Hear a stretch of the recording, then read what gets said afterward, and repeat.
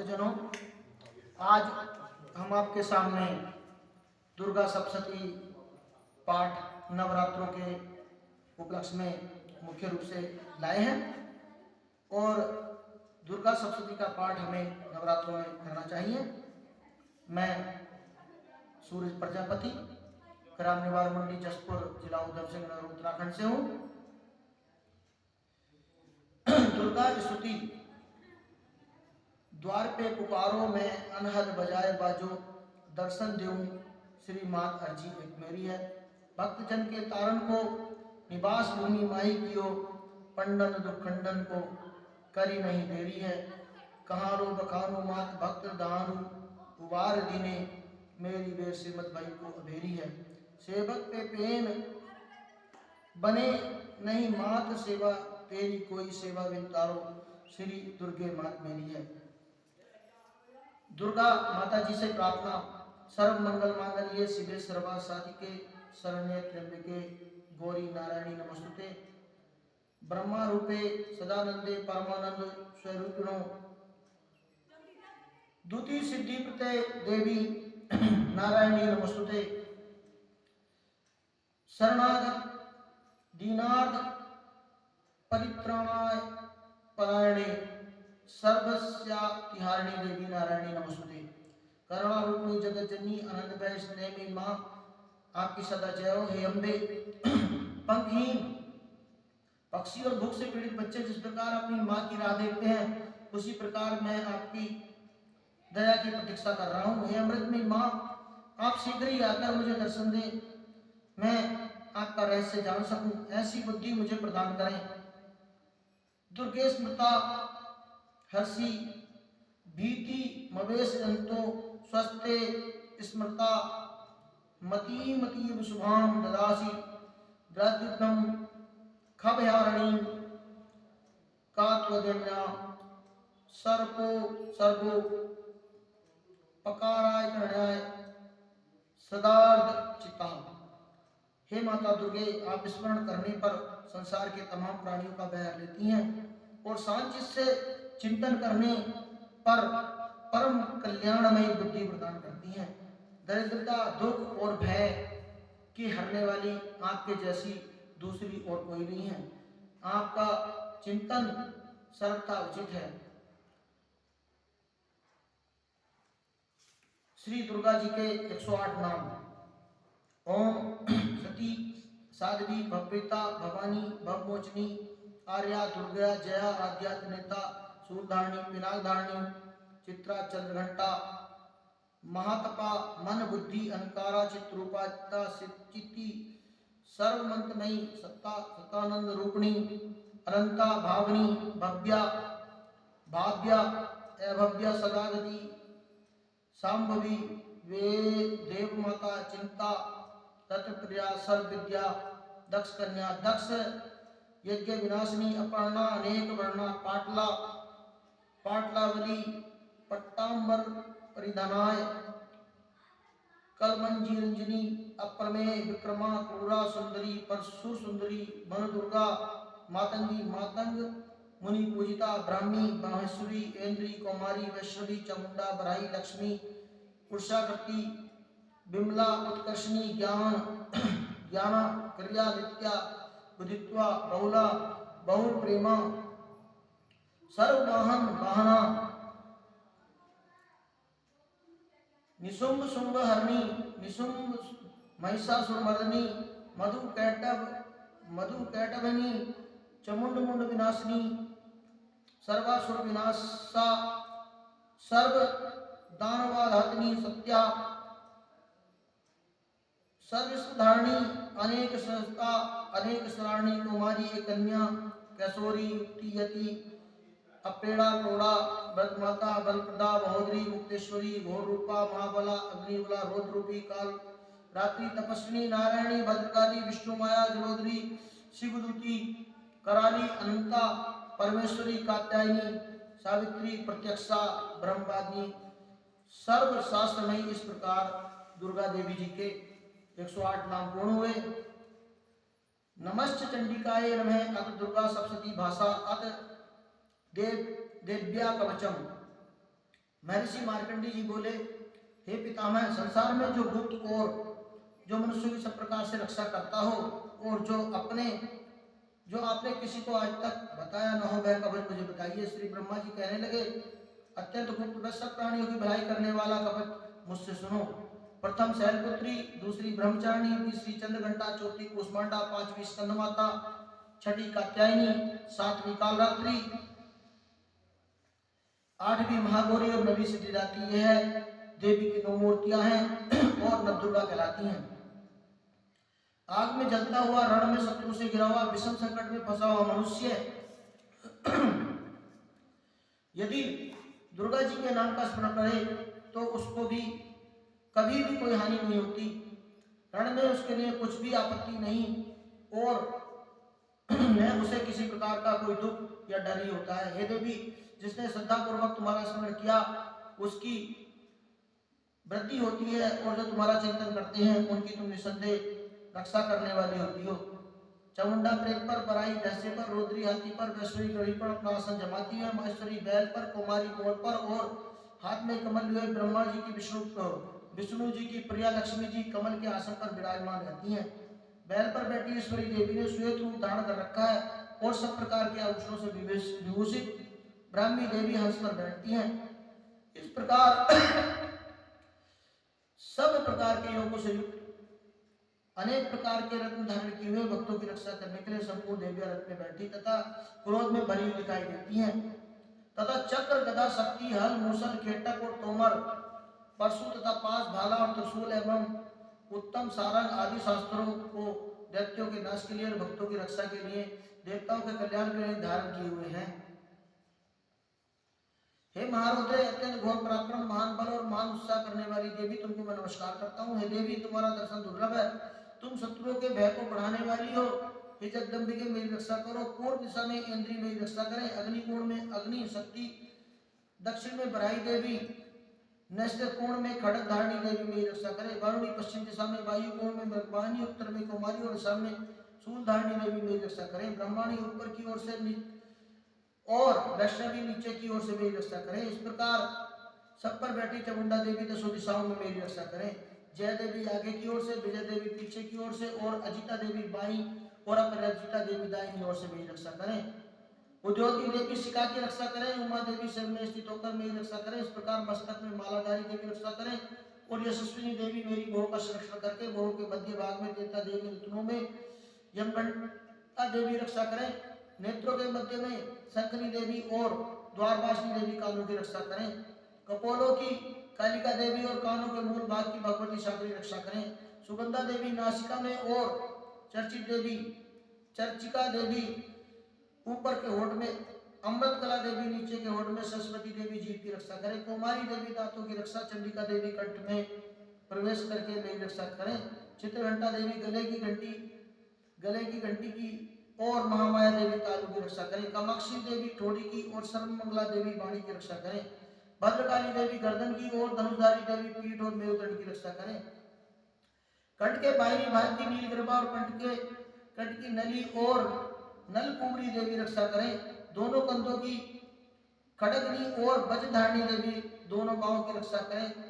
दंडिनी देवी दोनों हाथों की, अंबिका देवी समस्त उंगलियों की रक्षा करें। सूरदानी संपूर्ण नखों, कुलेश्वरी देवी मेरी कुक्षी की रक्षा करें। महादेवी दोनों स्तनों, शोक विनाशिनी मन की रक्षा करें। ललिता देवी हृदय, सूरदानी देवी उदर की रक्षा करें। कामनी नाभि की, गृहस्थनी गृहस्थान की, पूतना कामिनी की और महिषासुर बुधा की रक्षा करें। संपूर्ण इच्छाओं को पूर्ण करने वाली महाबली देवी दोनों जंघाओं की रक्षा करें। विंध्यवासिनी देवी दोनों घुटनों की और तेजस्वी देवी दोनों पांवों के पृष्ठभाग की, श्रीधरी पांवों की अंगुलियों की और स्थलवासिनी तालुओं की, दष्टाकालिनी देवी नखों की, ऊर्ध्वाकेशनी केशों की और बागेश्वरी देवी वाणी की रक्षा करें। रोमावलियों के छिद्रों की, कोबेरी और त्वचा की बागेश्वरी देवी रक्षा करें। पार्वती देवी रक्त मज्जा वशा मांस हड्डी की रक्षा करें। कालरात्रि देवी आंतों की रक्षा करें। मुकुटेश्वरी देवी पित्त की, पद्मासी देवी कमल कोश की, चूड़ामणि देवी कफ की रक्षा करें। ज्वालामुखी नसों के जल की रक्षा करें।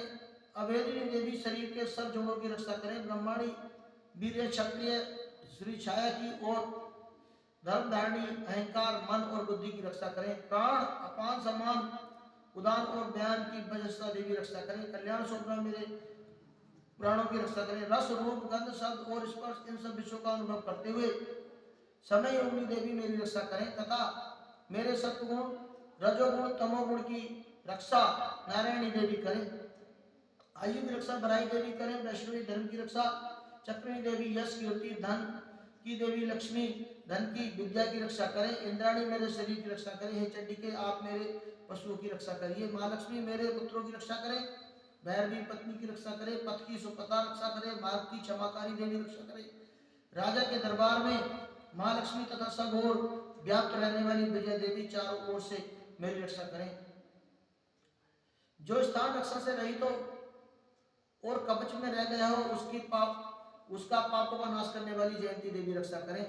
अपना सुख चाहने वाले मनुष्यों को बिना कवच के एक भी पग कहीं नहीं जाना चाहिए, क्योंकि कवच रखने वाला मनुष्य जहां जहां भी जाता है वहां उसे अवश्य धन का लाभ होता है, विजय की प्राप्ति होती है। वह जिस अभिष्ट वस्तु की इच्छा करता है उसको इस कवच के प्रभाव से अवश्य मिलती है और वह इसी संसार में महाऐश्वर्य को प्राप्त होता है। कवचधारी मनुष्य तीनों लोकों में मानहीन होता है। देवी का यह कवच देवताओं के लिए भी कठिन है। जो नित्य प्रति नियम पूर्वक तीनों संध्याओं को श्रद्धा के साथ इसका पठन पाठन करता है उसे देव शक्ति प्राप्त होती है। वह तीनों लोकों को जीत जाता है। अकाल मृत्यु से रहित होकर के 100 वर्षों तक जीता है। उसकी लूता, चर्म रोग, विस्फोटक आदि समस्त व्याधियां समूल नष्ट हो जाती हैं। यथावत जंगम तथा कृत्रिम विषय दूर होकर के कोई असर शेष नहीं रहता तथा समस्त अविवाचक प्रयोगों और इस तरह के जितने भी यंत्र, तंत्र, मंत्र इत्यादि होते हैं इस कवच के हृदय में धारण कर लेने पर नष्ट हो जाते हैं। इसके अतिरिक्त पृथ्वी पर विचरने वाले भूचर, नभचर, जलचर प्राणी, उपदेश मास से सिद्ध होने वाले निम्न कोटि के देवता, जन्म के साथ प्रकट होने वाले देवता, कुल देवता, कंठमाला आदि डाकनी, साकनी, अंतरिक्ष में विचरण करने वाले अत्यंत बलवती भयानक डाकनियां, ग्रह, भूत, यक्ष, गंधर्व, राक्षस, ब्रह्म राक्षस, बेताल, कुष्मांड और भैरव आदि अनिष्टकारक देवता भी उस मनुष्य को जिसने की अपने हृदय में यह कवच धारण किया हुआ है देखते ही भाग जाते हैं। इस कवच के धारण करने से मान और तेज बढ़ता है। जो मनुष्य इस कवच का पाठ करके इसके पश्चात सप्तशती चंडी का पाठ करता है उसका यह जगत में विख्यात होता है। और जब तक वन, पर्वत, कारण आदि इस भूमंडल पर स्थित है तब तक यहाँ पुत्र, पौत्र आदि संतान परंपरा बनी रहती है। फिर देहांत होने पर ऐसा मनुष्य परम पद को प्राप्त कर लेता है। देवताओं के लिए भी जो कठिन पद है ऐसे ही गति उस मनुष्य की होती है। अंत में सुंदर रूप धारण करके भगवान शंकर के साथ आनंद करता हुआ परम मोक्ष को प्राप्त कर लेता है। अथ अर्गला सूत्रम। मार्कंडेय जी कहते हैं कि जयंती, मंगलाकारी, भद्रकाली, कपाली, दुर्गा, क्षमा, शिवा, जगती, सुहा और सुधा इन नामों से प्रसिद्ध देवी तुम्हें नमस्कार करता हूँ। हे देवी तुम्हारी जय हो। प्राणियों के सफल दुखों को हरने वाली देवी, सब में व्याप्त रहने वाली देवी तुम्हारी जय हो। कालरात्रि तुम्हें नमस्कार है। मधु और दैत्य का वध करने वाली, ब्रह्मा को वरदान देने वाली देवी तुम्हें नमस्कार है। तुम मुझे रूप दो, जय दो, यश दो, काम, क्रोध आदि शत्रुओं का नाश करो। महिषासुर का नाश करने वाली, भक्तों को सुख देने वाली देवी तुम्हें नमस्कार है। तुम मुझ पर सुंदर स्वरूप विजय और जय दो और मेरे शत्रुओं को नष्ट करो। हे रक्त बीज का वध करने वाली, हे चंड मुंड का नाश करने वाली, तुम मुझे रूप दो, जय दो, यश दो और काम, क्रोध आदि शत्रुओं का नाश करो। हे शुंभ, निशुंभ और धूमाक्ष राक्षस का वध करने वाली देवी, मुझको रूप दो, विजय दो, यश दो, मेरे शत्रुओं का नाश करो। हे पूजित युगल चारणी देवी, संपूर्ण सौभाग्य प्रदान करने वाली देवी, तुम मुझे रूप दो, यश दो, जय दो, यश, काम, क्रोध आदि शत्रुओं का नाश करो। हे देवी तुम्हारे रूप और चरित्र अमिट है। तुम सब शत्रुओं का नाश करने वाली हो। तुम मुझे रूप दो, यह दो, यश दो, काम, क्रोध आदि शत्रुओं का नाश करो। पापों को दूर करने वाली है चंडी के संसार में जो भक्ति से तुम्हारा पूजन करते हैं उनको तुम विजय और यश तथा उनके शत्रुओं का नाश करो। रोगों का नाश करने वाली है चंडी के जो भक्ति पूर्वक तुम्हारी पूजा करते हैं उन्हें रूप दो, जय दो, यश दो और उनके काम को आदि शत्रुओं का विनाश करो। हे चंडी के संसार में जो भक्ति भाव से तुम्हारी पूजा करते हैं उनको भी तुम रूप दो, विजय दो, यश दो तथा उनके शत्रुओं का विनाश करो। हे देवी मुझे सौभाग्य दो, आरोग्य दो, परम सुख दो, रूप दो, यश दो, जय दो, काम, क्रोध आदि शत्रुओं का नाश करो। हे देवी जो मुझसे बैर रखते हैं उनका नाश करो और जो मुझसे अधिक बल प्रदान कर रूप जय यश और मेरे शत्रुओं का संहार करो। हे देवी मेरा कल्याण करो और मुझे उत्तम संपत्ति प्रदान करो। रूप दो, जय दो, यश दो, काम आदि शत्रुओं का विनाश करो। हे देवता राक्षसों के मुकुट रत्नों से स्पर्श किए हुए चरणों वाली देवी, हे अंबिके मुझे स्वरूप दो, विजय दो, यश दो और मेरे शत्रु का विनाश करो। हे देवी अपने भक्तों को विद्वान, कीर्तिवान और लक्ष्मीवान बनाओ और उन्हें रूप दो, जय दो, यश दो, उनके शत्रु का नाश करो। प्रचंड दैत्यों के अभिमान का नाश करने वाली चंडिके मुझे शरणागत रूप में मुझ शरणागत को रूप दो, जय दो, यश दो, मेरे शत्रु का विनाश करो। हे चार भुजाओं वाली देवी ब्रह्मा द्वारा प्रशंसित परमेश्वरी मुझे रूप दो, जय दो, यश दो, काम क्रोध आदि शत्रुओं का नाश करो। निरंतर भक्ति से भगवान विष्णु से सदा स्तुति की हुई अंबिके मुझे रूप दो, यश दो, जय दो और मेरे शत्रुओं का नष्ट करो। हिमाचल कन्या पार्वती ये भगवान शंकर से स्तुति की हुई है परमेश्वरी मुझे रूप दो, जय दो, यश दो, मेरे शत्रु का विनाश करो। इंद्राणी के पति इंद्र के द्वारा सर्वभाव से पूजित होने वाली परमेश्वरी देवी मुझे तुम रूप दो, जय दो, यश दो, काम क्रोध आदि शत्रुओं का नाश करो। प्रचंड बुदंड दैत्यों के घमंड को नष्ट करने वाली देवी मुझे रूप दो, जय दो, यश दो और शत्रुओं का विनाश करो। तुम अपने भक्तों को सदा असीम आनंद देने वाली देवी हो, मुझे रूप दो, जय दो, यश दो, शत्रु का विनाश करो। मेरी इच्छा अनुसार चलने वाली सुंदर स्त्री मुझे प्रदान करो, जो संसार के सागर से तारने वाली उत्तम कुल में उत्पन्न हुई हो, जो मनुष्य को पहले स्रोत पाठ करता है और फिर सप्तशती रूपी महास्रोत का पाठ करता है, वह सप्तशती संख्या के समान से फल को प्राप्त होता है और उसके साथ ही प्रचुर धन भी प्राप्त करता है। इस प्रकार कीलक सूत्रम महर्षि मार्कंडेय जी बोले, निर्मल ज्ञान रूपी शरीर धारण करने वाले दैवत्य रूपी दिव्य तीन नेत्र वाले जो कल्याण प्राप्ति के लिए हैं, अपने मस्तक पर अर्चन धारण करने वाले उन भगवान शंकर जी को मैं नमस्कार करता हूँ। जो पुरुष इन कीलक मंत्रों को जानता है वही पुरुष कल्याण की प्राप्ति करता है। जो अन्य मंत्रों को जप करके केवल सप्तशती के सोच से ही देवी की स्तुति करता है, उनको इससे ही देवी की सिद्धि हो जाती है। उन्हें अपने कार्य की सिद्धि के लिए दूसरे की साधना करने की आवश्यकता नहीं होती। बिना जप के ही उनके उत्तम आदि नाम काम सब सिद्ध हो जाते हैं। लोगों के मन में शंका थी कि केवल सप्तशती की उपासना से अथवा सप्तशती को छोड़कर अन्य मंत्रों की उपासना से भी समान रूप से सब कार्य सिद्ध हो जाते हैं, तब इनमें कौन सा श्रेष्ठ साधन है? लोगों की शंका को ध्यान में रखकर भगवान शंकर ने अपने पास आए हुए जिज्ञासुओं को समझाया कि सप्तशती नामक संपूर्ण स्रोत ही कल्याण देने वाला है। इसके पश्चात भगवान शंकर ने चंडिका देवी के सप्तशती नामक स्रोत को गुप्त कर दिया।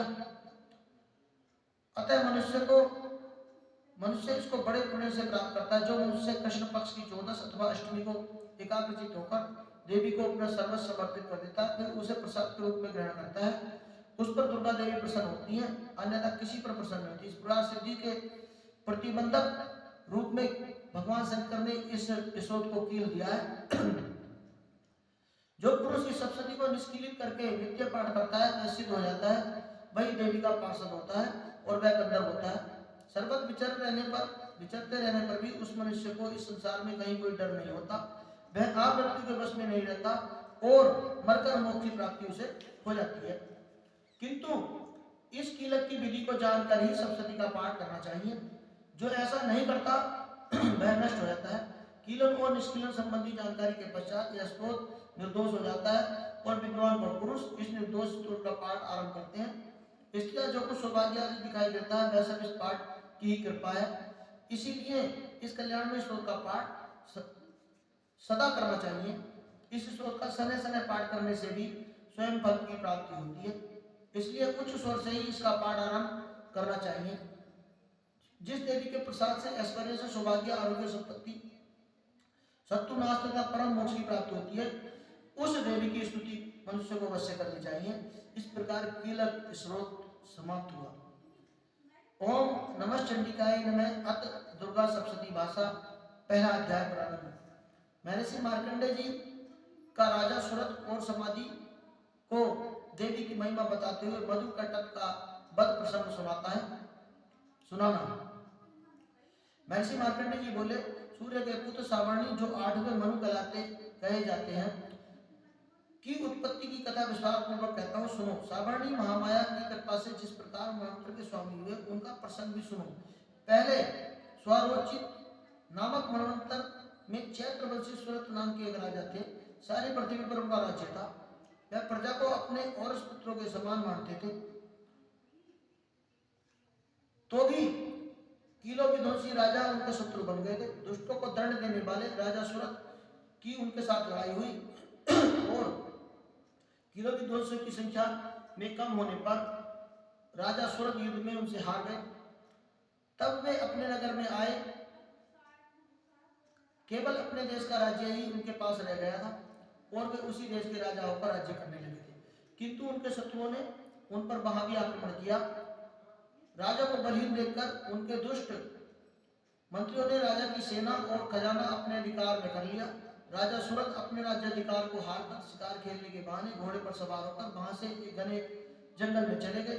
उन्होंने महर्षि मेधा का आश्रम देखा। वहां मेधा महर्षि अपने शिष्यों तथा मुनियों के साथ सुशोभित बैठे थे। वहां कितने हिंसक जीव परम शांति से रहते थे। राजा सूरत ने महर्षि को प्रणाम किया और महर्षि ने उनका उचित सत्कार किया। राजा सूरत महर्षि के आश्रम में कुछ समय तक ठहरे। अपने नगर की ममता के आकर्षण राजा अपने मन में सोचने लगे, पूर्व काल में पूर्वजों ने जिस नगर का पालन किया था वह आज मेरे हाथ से निकल गया है। मेरे दुष्ट एवं दुरात्मा मंत्री मेरे नगर की अब धर्म की रक्षा कर रहे होंगे या नहीं। मेरा प्रधान हाथी जो सदा मत की वर्षा करने वाला होता था, शूरवीर होता था, मेरे बैरियों के बस में होकर न जाने क्या क्या दुख भोग रहा होगा। मेरे आज्ञाकारी नौकर जो मेरी कृपा से धन और भोजन पाने से सदैव सुखी रहते हैं और मेरे पीछे पीछे चलते थे, वे अब निश्चय ही दुष्ट राजा का अनुसरण करते होंगे तथा मेरे दुष्ट एवं दुरात्मा मंत्रियों द्वारा व्यर्थ धन को व्यय करने से संचित किया हुआ मेरा खजाना एक दिन अवश्य खाली हो जाएगा। इस प्रकार बहुत सी बातें सोचते हुए राजा निरंतर दुखी रहने लगे। एक दिन राजा सूरत ने महर्षि मेधा के आश्रम के निकट एक वैश्य को देखा। राजा ने उनसे पूछा, भाई तुम कौन हो और यहाँ आने का कारण क्या है? तुम मुझे शोकग्रस्त अनमने से दिखाई देते हो, मुझे विस्तार से बताओ। राजा के कहने पर नम्र वचन सुनकर वैश्य ने महाराज सूरत को प्रणाम करके कहा, हे राजन, मेरा नाम समाधि है। मैं धनियों के कुल में उत्पन्न एक वैश्य हूँ। मेरी दुष्ट स्त्री पुरुषों ने लोभ में मेरा सब कुछ छीन लिया है और मुझे घर से निकाल दिया है। मैं दुखी होकर इस वन में चला आया हूँ। यहाँ मैं इस बात को भी नहीं जानता कि अब घर में इस समय सब कुशल है या नहीं। यहाँ मैं अपने परिवार का आचरण संबंधी कोई समाचार भी नहीं जान पा रहा हूँ कि वे इस समय किस प्रकार से हैं। मैं अपने पुत्रों के संबंध में भी नहीं जान पाता हूँ कि वे सदाचारी है दुराचार में फंस गए। राजा बोले, जिस धन के लोभ स्त्री पुरुषों ने तुम्हें घर से निकाल दिया था, फिर तुम्हारा चित्त उनसे क्यों प्रेम करता है? वैश्य ने कहा, मेरे विषय में आपका यह कहना ठीक है, किंतु मेरा मन इतना कठोर नहीं है कि मैं, यद्यपि उन्होंने धन के लोभ में पड़कर पितृश्रेय को त्याग दिया, मुझे घर से निकाल दिया है, तो भी मेरे मन में उनके लिए कठोरता नहीं आई है। हे महात्मते, मेरा मन फिर भी उनमें फंसा रहता है। इस बात को जानता हुआ मैं नहीं जान पा रहा हूँ कि मेरा चित्त उनके लिए क्यों दुखी है। उनके लिए लंबी लंबी सांसें ले रहा हूँ और उन लोगों ने मेरे प्रेम को भी नहीं, फिर भी ऐसे निष्ठियों के लिए मेरा हृदय कठोर नहीं होता। महर्षि मार्कंडेय जी ने कहा है, ब्राह्मण। इसके पश्चात महाराज सूरत और वह वैश्य दोनों महर्षि मेधा के समीप गए और उनके साथ यथा योग्य न्याय संभारण करके दोनों ने वार्ता आरंभ की। राजा बोले, हे भगवान, मैं आपसे एक बात पूछना चाहता हूँ, आप कृपा करके मुझे बताइए। मेरा मन मेरे अधीन नहीं है, इससे मैं बहुत दुखी हूँ। राज्य धनादि की चिंता अभी तक मुझ में बनी हुई है और मेरी यह ममता ज्ञानियों की तरह बढ़ती चली जा रही है। यह सब समाधि नामक वैसे भी अपने घर से अपमानित होकर आया। इसके स्वजनों ने भी इसे त्याग दिया है। स्वजनों का त्याग हुआ यह भी उनसे अधिक प्रेम रखता है। दोनों ही दुखी हैं। हे महाभाग, उन दोनों के गुणों को देखकर हम दोनों के मन में उनके लिए ममता जनित आकर्षण उत्पन्न हो रहा है। हमें ज्ञान रहते हुए भी ऐसा क्यों है? अज्ञानी मनुष्यों की तरह हम दोनों इस तरह की मूर्खता क्यों कर रहे हैं? महर्षि मेधा ने कहा, महाभाग, विषय मार्ग का ज्ञान सब जंतुओं को है। सभी के लिए विषय अलग अलग होते हैं। प्राणी दल में नहीं दिखाई देते, कुछ रात में, परंतु कुछ जीव ऐसे हैं जो दिन तथा रात दोनों में देख सकते हैं। यह सत्य है कि मनुष्य में ज्ञान प्रधान है, किंतु केवल मनुष्य ही ज्ञानी नहीं होता, पशु पक्षी आदि भी ज्ञान रखते हैं। जैसे ये पशु पक्षी ज्ञानी है, वैसे ही मनुष्यों का ज्ञान है, और जो ज्ञान मनुष्य में है वह पशु पक्षियों में है तथा अन्य बातें भी दोनों में एक जैसी पाई जाती है। ज्ञान होने पर भी इन पक्षियों की ओर देखो स्वयं भूख से पीड़ित होने पर बच्चों की चोंच में कितने प्रेम से अन्न के दाने डालते हैं। हे राजन, ऐसा ही प्रेम मनुष्य में अपनी संतान के प्रति पाया जाता है। लोभ के कारण अपने उपकार का बदला पाने के लिए मनुष्य पुत्रों की इच्छा करते हैं, इस प्रकार मोह के गड्ढे में गिरा करते हैं। भगवान श्री हरि की जो माया है उसी से यह संसार मोहित हो रहा है। इसमें आश्चर्य की कोई बात नहीं है, क्योंकि यह भगवान विष्णु की योग निद्रा है। यह माया ही है जिसके कारण संसार मोह के जाल में जकड़ा हुआ है। यही माया भगवती देवी ज्ञानियों के चित्त को बलपूर्वक खींचकर मोह में डाल देती है और उसी के द्वारा संपूर्ण जगत की उत्पत्ति होती है। यही भगवती देवी प्रसन्न होकर मनुष्य को मुक्ति प्रदान करती है। यह संसार के बंधन का कारण तथा संपूर्ण ईश्वरों की स्वामिनी है। महाराजा सूरज ने पूछा, भगवान वे देवी कौन सी है जिनको आप महामाया कह रहे हैं? हे ब्राह्मण, वे कैसे उत्पन्न हुए, उनका क्या कार्य है, उनके चरित्र कौन कौन से हैं? प्रभु उनका स्वरूप मुझे विस्तार से बताइए। महर्षि मेधा बोले, राजन वास्तव में वे देवी नित्य स्वरूप है, उनके द्वारा संसार रचा गया है, तब भी उनकी उत्पत्ति अनेक प्रकार की हुई है। यह सब आप मुझसे सुनो। देवताओं का कार्य सिद्ध करने के लिए प्रकट होती हैं वो, उस समय वह उत्पन्न कहलाती है। संसार को जन्म में करके भगवान विष्णु योग निद्रा का आश्रय लेकर शेष सैया पर सो रहे थे। तब मधु कैटभ नाम के 2 असुर उनके कानों के मैल से उत्पन्न हुए। वह ब्रह्मा जी को मारने के लिए तैयार हो गए। ब्रह्मा जी ने उन दोनों को अपनी ओर आते देखा और यह भी देखा कि भगवान विष्णु योग निद्रा का आश्रय लेकर सो रहे हैं। तो उस समय भगवान विष्णु को जगाने के लिए उनके नेत्रों में निवास करने वाली योग निद्रा की स्तुति की गई। करने लगे। ब्रह्मा जी ने कहा, हे देवी, आप ही स्वा, आप ही सुधा, आप ही वसटकार हो। स्वर भी आपके ही स्वरूप है। आप ही जीवन देने वाली सुधा हो। नित्य अक्षर प्रणव में आकार, उकार मकार इन तीनों में माताओं के रूप में आप ही स्थित हो। इनके अतिरिक्त जो बिंदु स्वरूप नित्य अर्ध मात्रा है, जिसका विशेष रूप से उच्चारण नहीं किया जाता, हे देवी, वह भी आप ही हो। इस तरह आप ओम रूप हो। हे देवी, संध्या, सावित्री तथा परम जननी आप ही हो। आप ही इस विश्व को धारण करने वाली हो। आप ही इस जगत की रचना करने वाली हो। आप ही इस जगत की पालन करने वाली हो।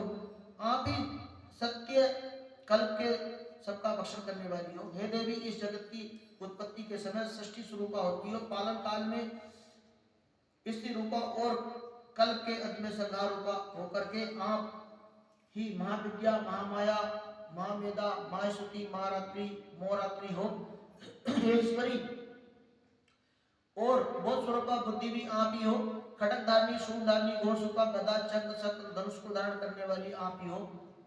बाण, भुसुंडी और पवित्र, यह भी आप ही के असर है।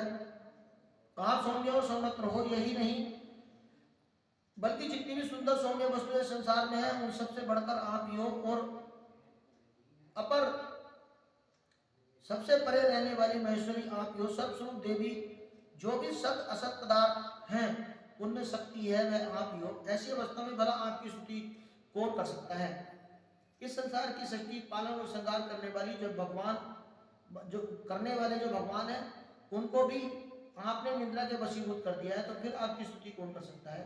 मुझे भगवान विष्णु तथा भगवान शंकर को शरीर धारण कराने वाली आप ही हो। आपकी स्तुति करने की शक्ति किसमें है? हे देवी, आप तो अपने इन उदार प्रभावों के कारण ही प्रशंसनीय हो। मधु और कैटभ जो भयंकर असुर है, इन्हें तो मोह में डाल दो और श्री हरि विष्णु जी को भी जल्दी से जगा दो। उनमें इनको मार डालने की बुद्धि भी उत्पन्न कर दो। महर्षि मेधा बोले, हे राजन, जब श्री ब्रह्मा जी ने देवी से इस प्रकार की स्तुति करके भगवान को जगाने तथा मधु कैटभ को मारने के लिए कहा, भगवान श्री विष्णु के नेत्र में मुख, नासिका, बाहु, हृदय और वक्षस्थल से निकलकर वे देवी श्री ब्रह्मा जी के सामने खड़ी हो गई। उनका ऐसा करना था कि भगवान श्री हरि तुरंत जाग उठे और उन्होंने दोनों असुरों को देखा। अत्यंत बलवान और पराक्रमी थे और क्रोध के कारण जिनके नेत्र लाल हो रहे थे, जो ब्रह्मा जी का वध करने के लिए तैयार थे, तब क्रोधित होकर दोनों दुरात्मा असुरों के साथ भगवान श्री हरि पूरे 5000 वर्ष तक लड़ते रहे। एक तो वे अत्यंत बलवान तथा पराक्रमी थे, दूसरे महामाया भी उन्हें मुंह में डाल रखी थी। अतः वे श्री भगवान से कहने लगे, हम दोनों आपकी वीरता से अत्यंत प्रसन्न हैं, आप हमसे कोई वर मांगे। भगवान ने कहा, यदि तुम उस पर प्रसन्न हो तो अब तुम मेरे हाथों से मृत्यु को प्राप्त करो, बस इतना सा ही वर मैं तुमसे मांगता हूँ। यहाँ दूसरे वर से क्या प्रयोजन है? महर्षि मेधा बोले, इस तरह से जब वे धोखे में आ गए और चारों ओर जल ही जल देखा तो भगवान श्री कृष्ण कहने लगे, जहां पर जल न हो, सूखी जमीन हो, उस जगह पर हमारा वध कीजिए। महर्षि मेधा कहने लगे, तथास्तु कहकर भगवान श्री हरि ने उन दोनों को अपनी जांघ पर लिटाकर चक्र से उन दोनों का सिर काट डाला। इस तरह से देवी श्री ब्रह्मा जी की स्तुति करने पर प्रकट हुई। अब तुमसे उनके प्रभाव का वर्णन करता हूँ, सुनो। मधुकैटभ नाम का वध करने वाला यह प्रथम अध्याय समाप्त हुआ। दूसरा अध्याय देवताओं के तेज से देवी की उत्पत्ति और महिषासुर की सेना का वध करना। महर्षि मेधा बोले, प्राचीन काल में देवताओं और असुरों ने पूरे 100 वर्षों तक घोर युद्ध किया।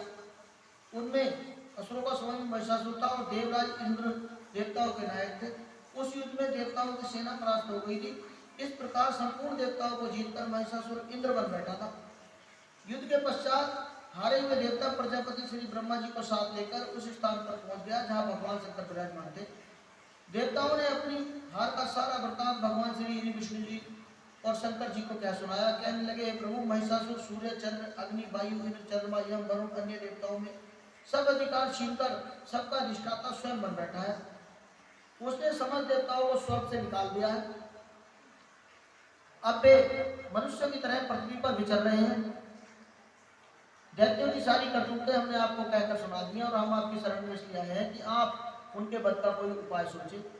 देवताओं की बात सुनकर भगवान श्री हरि विष्णु शंकर जी और दैत्यों में बड़ा गुस्सा आया। इस प्रकार भौहें नन्ही आंखें लाल हो गई। गुस्से में भरे हुए भगवान विष्णु के मुख से तेज प्रकट हुआ और उसी प्रकार तेज भगवान शंकर, ब्रह्मा आदि देवता दूसरे देवताओं के मुख से प्रकट हुआ। फिर वह सारा तेज एक में मिल गया और तेज पुंज एक ऐसा दिखता हुआ दिखाई जैसे ज्वालायमान पर्वत हो। देवताओं ने देखा कि उस पर्वत की ज्वाला के चारों ओर फैली हुई थी और देवताओं के शरीर से प्रकट हुए तेज की किसी अन्य तेज से तुलना नहीं की जा सकती थी। एक स्थान पर एकत्र होने से वह तेज एक देवी के रूप में परिवर्तित हो गया और प्रकाश से तीनों लोकों का व्याप जान पड़ा। भगवान शंकर का जो तेज था उसमें देवी का मुख प्रकट हुआ। यमराज के तेज से उनके सिर, बाल भरे। भगवान श्री विष्णु के तेज से उनकी भुजाएं, चंद्रमा के तेज से दोनों स्तन, इंद्र के तेज से मध्य भाग कटी का प्रादुर्भाव हुआ। वरुण के भाव से तेज से जंगा पिंडली तथा पृथ्वी के भाव से निस्तम भाग बना। ब्रह्मा जी के तेज से दोनों चरण, सूर्य के तेज से उनकी उंगलियां बनी, वसु के तेज से हाथों की उंगलियां और कुबेर के तेज से नासिका बनी। प्रजापति के तेज से उनके दांत, अग्नि के तेज से उनके तीनों नेत्र बने, संज्ञा के तेज से उनकी भुएं, वायु के तेज से उनके कान प्रकट हुए। इस प्रकार अन्य देवताओं के तेज से भी उस देवी का प्रादुर्भाव हुआ। महिषासुर से पराजित देवता देवी को देखकर अत्यंत प्रसन्न हुए। भगवान शंकर ने अपने त्रिशूल से एक त्रिशूल निकालकर देवी को दिया और भगवान विष्णु ने अपने चक्र से एक चक्र निकालकर देवी को दिया। वरुण ने देवी को शंख भेंट किया, अग्नि ने शक्ति दी, वायु ने धनुष और बाण दिए और तरकस दिए। हजारों नेत्रों वाले श्री देवराज इंद्र ने अपने वज्र से उत्पन्न करके वज्र दिया और ऐरावत हाथी का एक घंटा उतार कर देवी को भेंट किया।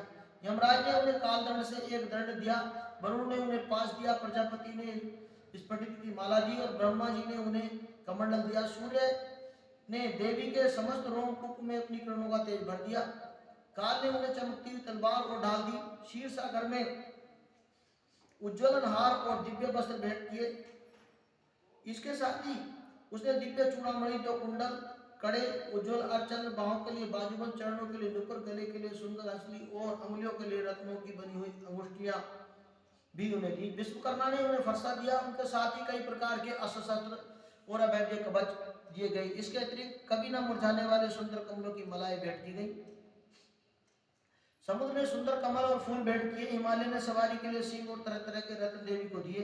यक्षराज कुबेर ने मधु से भरा हुआ पान पात्र और शेषनाग ने उन्हें बहुमूल्य मणियों से विभूषित नागहार भेंट किया। इस प्रकार दूसरे देवताओं ने भी आभूषण और अस्त्र देकर देवी को भयंकर नाग की गर्जना की। देवी का वह उच्च स्वर किया, सिंहनाद कहीं समा न सका। आकाश भी उनके समान छोटा प्रतीत होने लगा।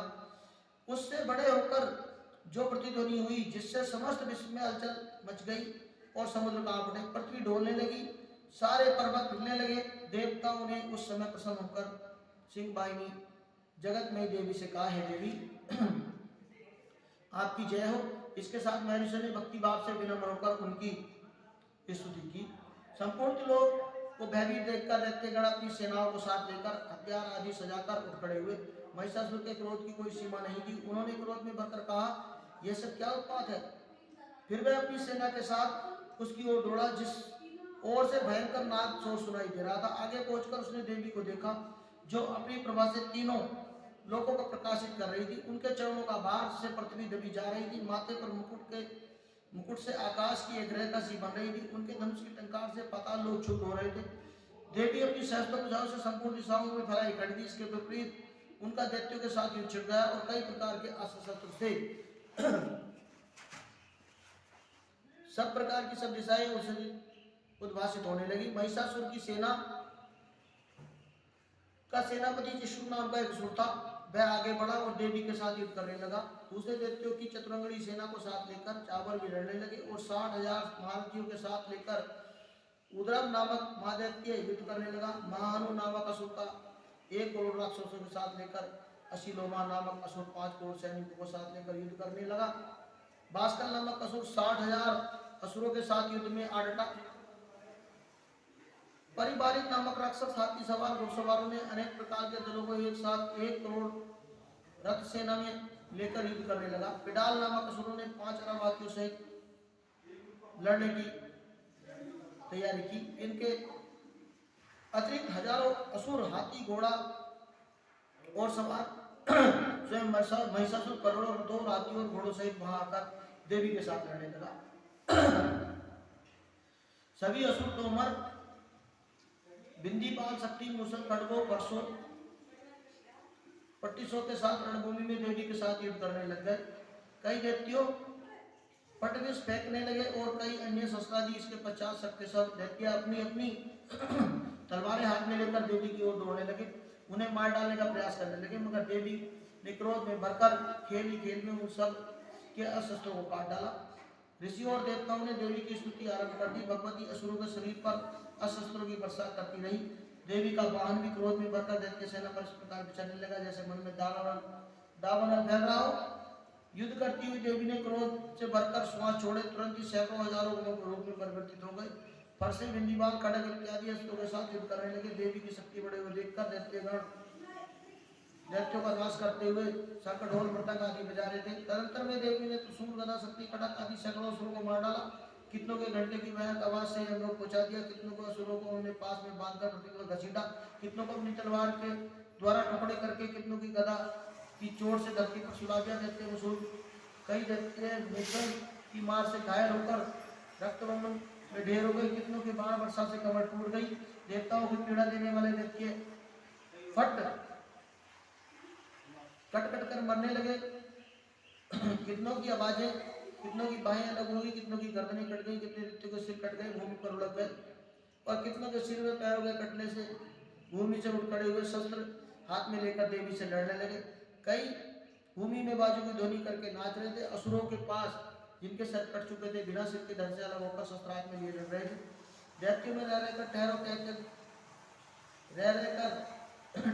कहकर देवी को युद्ध करने के लिए लगा रहे थे। पर जहाँ घोड़सवार हुआ वहाँ की भूमि रथ हाथी घोड़े और असुरों की लाशों से भर गई थी। असुर सेना के बीच रक्तपात होने के कारण रक्त की नदियां बह रही थी। इस तरह देवी ने असुरों की विशाल सेना को क्षण भर में इस तरह नष्ट कर डाला जैसे तृण और काठ के बड़े समूह को अग्नि कुछ समय में जला डालती है।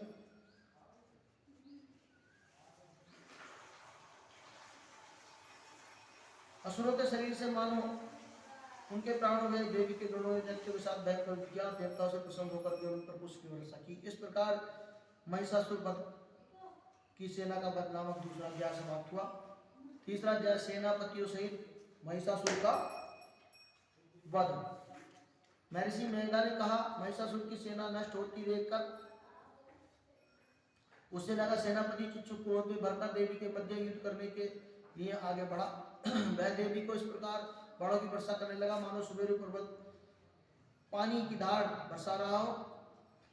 इस प्रकार देवी ने अपने बाणों से उसके बाणों को काट डाला और घोड़े में हाथियों को मार डाला। धनुष बाण काट डाले और उसकी ध्वजा को नीचे गिरा दिया। उसका धनुष कट जाने के कारण शरीर के अंगों के बाणों के बीत गया। धनुष, रण, हाथी, घोड़े, सारथी आदि नष्ट कर दिए। असुर ढाल और तलवार लेकर देवी की तरफ दौड़ा तो उसने अपनी तीक्ष्ण नाल वाली तलवार से देवी के सिंह के मस्तक पर प्रहार किया और बड़े वेग से देवी के बाएं भुजा पर वार किया, किंतु देवी की बाएं भुजा को छूते ही उस दैत्य की तलवार टूटकर दो टुकड़े हो गई। इससे दैत्य ने क्रोध में भरकर शूल हाथ में लिया और भद्रकाली देवी की ओर फेंका। देवी की ओर आता हुआ शूल आकाश से गिरते हुए सूर्य के समान प्रज्वलित हो उठा। उस शूल को अपनी ओर आते हुए देखकर देवी ने भी शूल छोड़ा और महाअसुर शूल के 100 टुकड़े कर दिए। चिक्षुष के मरने पर देवताओं को दुख देने वाला चामर नामक दैत्य हाथी पर सवार होकर देवी से लड़ने के लिए आया और आने के साथ ही शक्ति से देवी पर प्रहार करने लगा, लेकिन देवी ने अपनी हुंकार भरी और उसे पृथ्वी पर गिरा दिया। शक्ति को टूटा हुआ देखकर दैत्य ने क्रोध से लाल होकर शूल को चलाया, किंतु देवी ने उसे भी काट दिया। सिंह उछलकर हाथी के मस्तक पर सवार हो गया और दैत्य के साथ बहुत ही तीव्र युद्ध करने लगा। वे दोनों लड़ते हुए हाथी पर से पृथ्वी पर आ गिरे। दोनों बड़े क्रोध से लड़ने लगे। फिर सिंह जोर जोर से आकाश की ओर उछला, पृथ्वी की ओर आया। उन्हें अपने पंजे से चामर का सिर धड़ से अलग कर दिया। क्रोध में भरी देवी ने शिला और वृक्ष आदि की चोटों से उद्रक को भी मार डाला। कराल की दांतों, मुक्कों और थप्पड़ों से मृत्यु को प्राप्त हुआ। क्रुद्ध हुई देवी ने गदा के प्रहार से उन्हें दैत्य को मार डाला। बिंदीपाल से बाष्कल को बाणों से, ताम्र को अंधक को मौत के घाट उतार दिया। तीनों नेत्रों वाली परमेश्वरी ने त्रिशूल से उग्रास्य, उग्रवीर्य और महानु नामक राक्षसों को मार डाला। उन्होंने अपनी तलवार से पिंडाल नामक दैत्य का सिर काट डाला। अपने बाणों से दुर्धर और दुर्मुख राक्षसों को यमलोक पहुंचा दिया। इस प्रकार जब महिषासुर ने देखा कि देवी ने मेरी सारी सेना को नष्ट कर दिया तो वह भैंसी का रूप धारण करके देवी के गणों को दुख देने लगा। उन गणों को कितनों को उसने मुख से प्रहार कर, कितनों को खुरों से, कितनों को पूंछ से, कितनों को सींगों से, बहुतों को दौड़ाने के वेग से, अनेकों को सिंहनाद, कितनों को चक्कर दे करके, कितनों के श्वास वायु को झोंकों से पृथ्वी पर गिरा दिया। मैं इस प्रकार गणों की सेना को गिरा रहा था। देवी के सिंह को मारने के लिए दौड़ा। इस प्रकार देवी को बड़ा गुस्सा आया। उधर दैत्य भी गुस्से में भरकर पृथ्वी की ओर, दैत्य भी गुस्से में भरकर खुरों से पृथ्वी को खोदने लगा। सींगों से पर्वतों को उखाड़ उखाड़ कर धरती पर फेंकने लगा, गर्जना करने लगा। महिषासुर के वेग से चक्कर देने के कारण पृथ्वी शुद्ध होकर फटने लगी। उसकी पूंछ से टकराकर समुद्र चारों ओर फैल गया।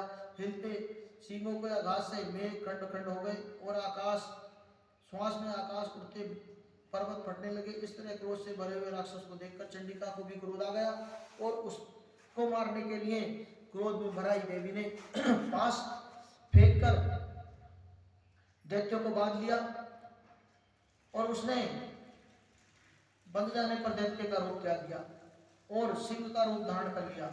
जो ही देवी उसका सिर काटने के लिए तैयार हुई, उसने पुरुष का रूप बना लिया, हाथ में तलवार लिए हुए था। देवी ने तुरंत ही अपने बाणों के साथ उस पुरुष की ओर तलवार ढाल सहित गिर डाला। इसके पश्चात हाथी के रूप में दिखाई देने लगा और अपनी लंबी सूंड से देवी के सिंह को खींचने लगा और गरजने लगा। देवी ने अपनी तलवार से उसका सूंड काट डाला। तब राक्षसों ने एक बार फिर भैंसे का रूप धारण कर लिया और पहले की तरह चर अचर जीवों सहित समस्त लोगों को व्याकुल करने लगा। इसके पश्चात क्रोध में भरी हुई देवी बारंबार उत्तम मधुर सुयस का पान करने लगी, लाल लाल नेत्रों से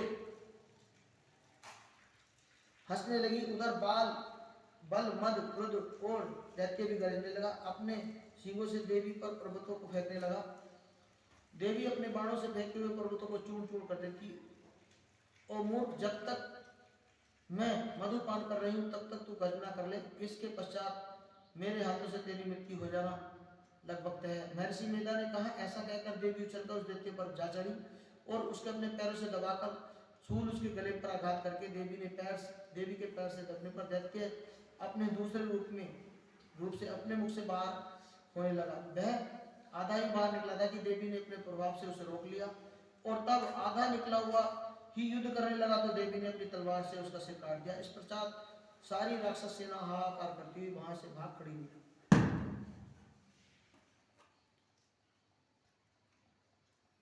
इस सब को देख करके देवता अत्यंत प्रसन्न हुए तथा ऋषि महर्षियों सहित देवी की स्तुति करने लगे, गंधर्व गान करने लगे तथा अप्सराएं नृत्य करने लगी। चौथा अध्याय, इंद्र आदि देवताओं द्वारा देवी की स्तुति करना।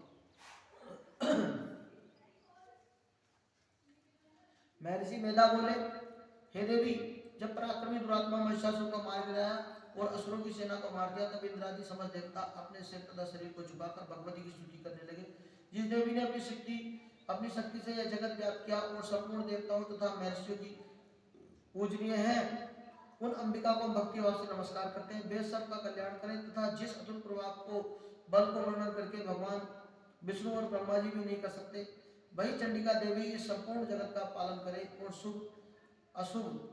अशुभ भय का नाश करे। पुण्यात्माओं के घरों में आप स्वयं लक्ष्मी के रूप में हो और पापियों के घर में आप अपलक्ष्मी दरिद्रता के रूप में रहें।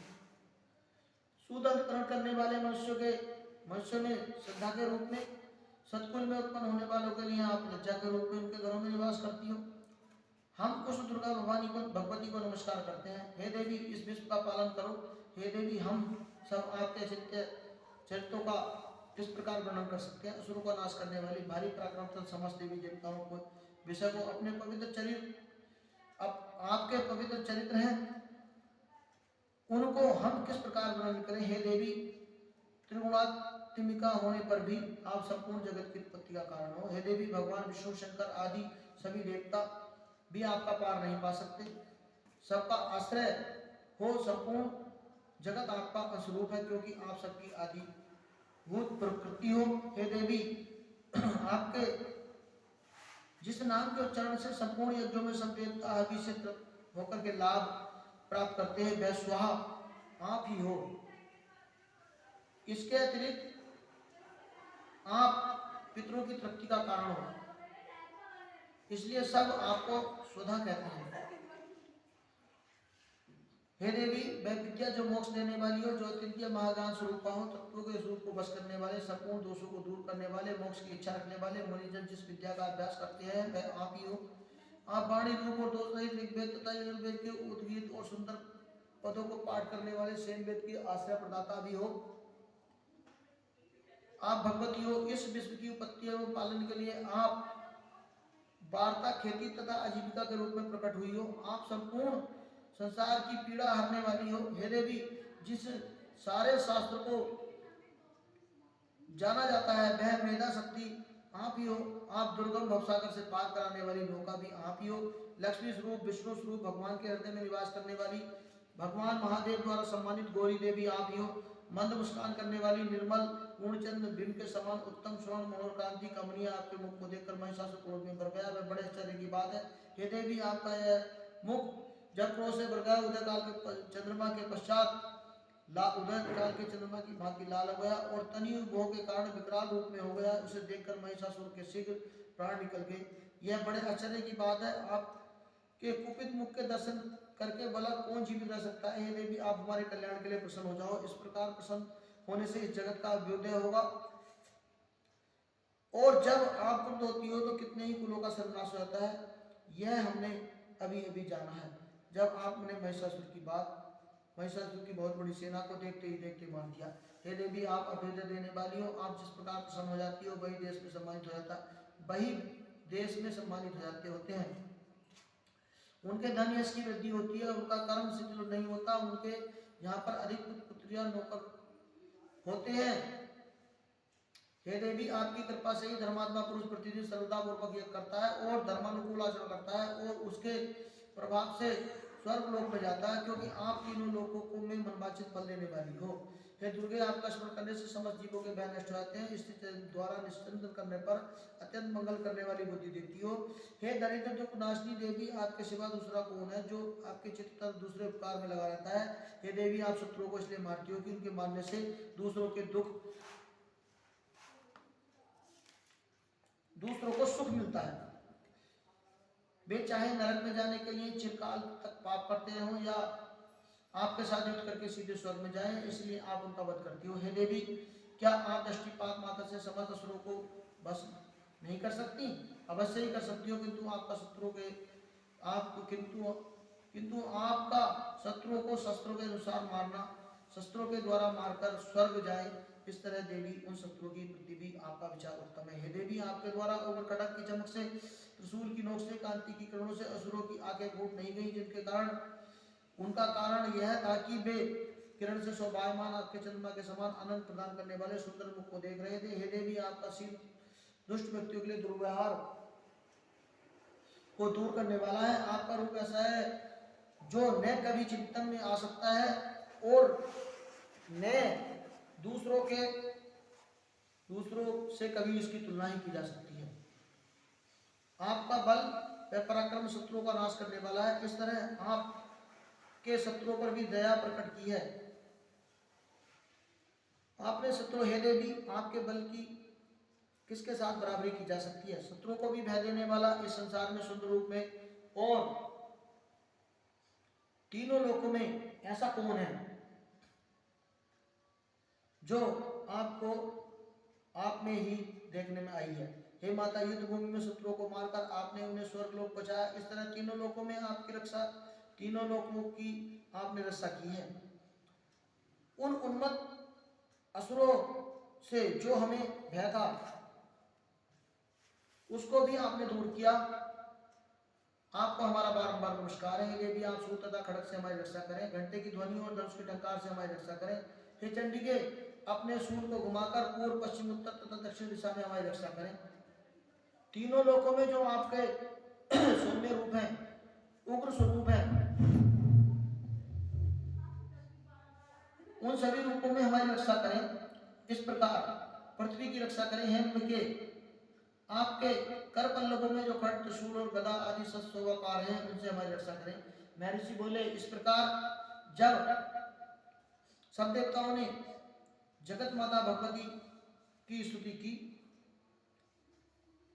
और नंदन उनके पुष्पों तथा गंध अनुलेप द्वारा उनका पूजन किया, फिर सबने मिलकर सुगंधित दिव्य धूपों से उनसे सुगंधित निवेदन किया। तब देवी ने प्रसन्न होकर कहा, देवताओं, आप सब मुझसे मनवांछित वर मांगो। देवता बोले, भगवती, आपने हमारा सब कार्य कर दिया है, अब हमारे लिए कुछ मांगना शेष नहीं रह गया, क्योंकि हमारे शत्रु महिषासुर को मार डाला है। महेश्वरी,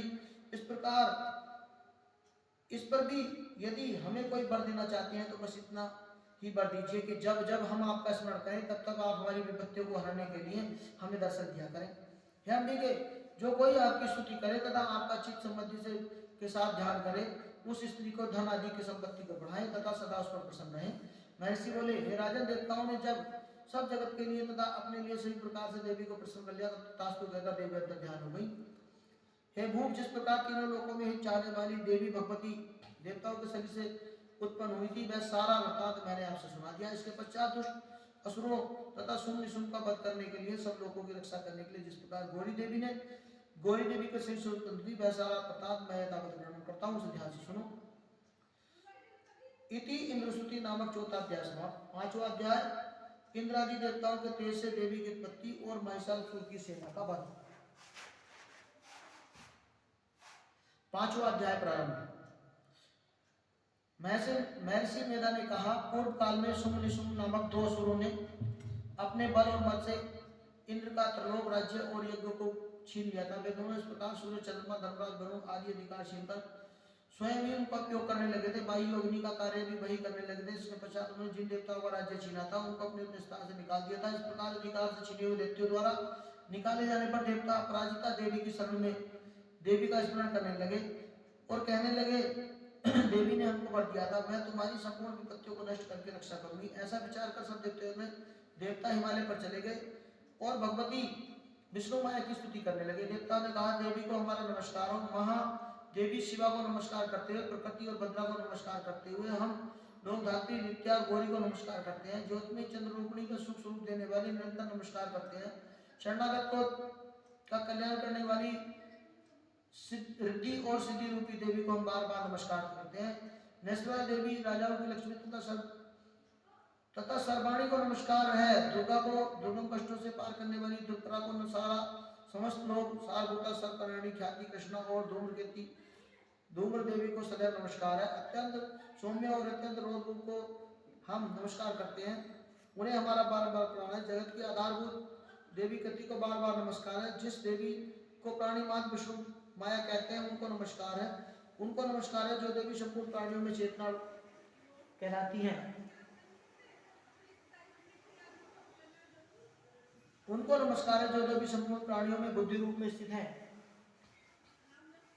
उनको नमस्कार है जो देवी सब प्राणियों में निद्रा रूप में विराजमान है। उनको नमस्कार है जो देवी संपूर्ण प्राणियों में शुद्धा भूख के रूप में विराजमान है। उनको नमस्कार है जो देवी संपूर्ण प्राणियों में छाया के रूप में स्थित है। उनको नमस्कार है जो देवी समस्त प्राणियों में शक्ति के रूप में स्थित है। उनको नमस्कार है जो देवी प्राणियों में तृष्णा के रूप में है।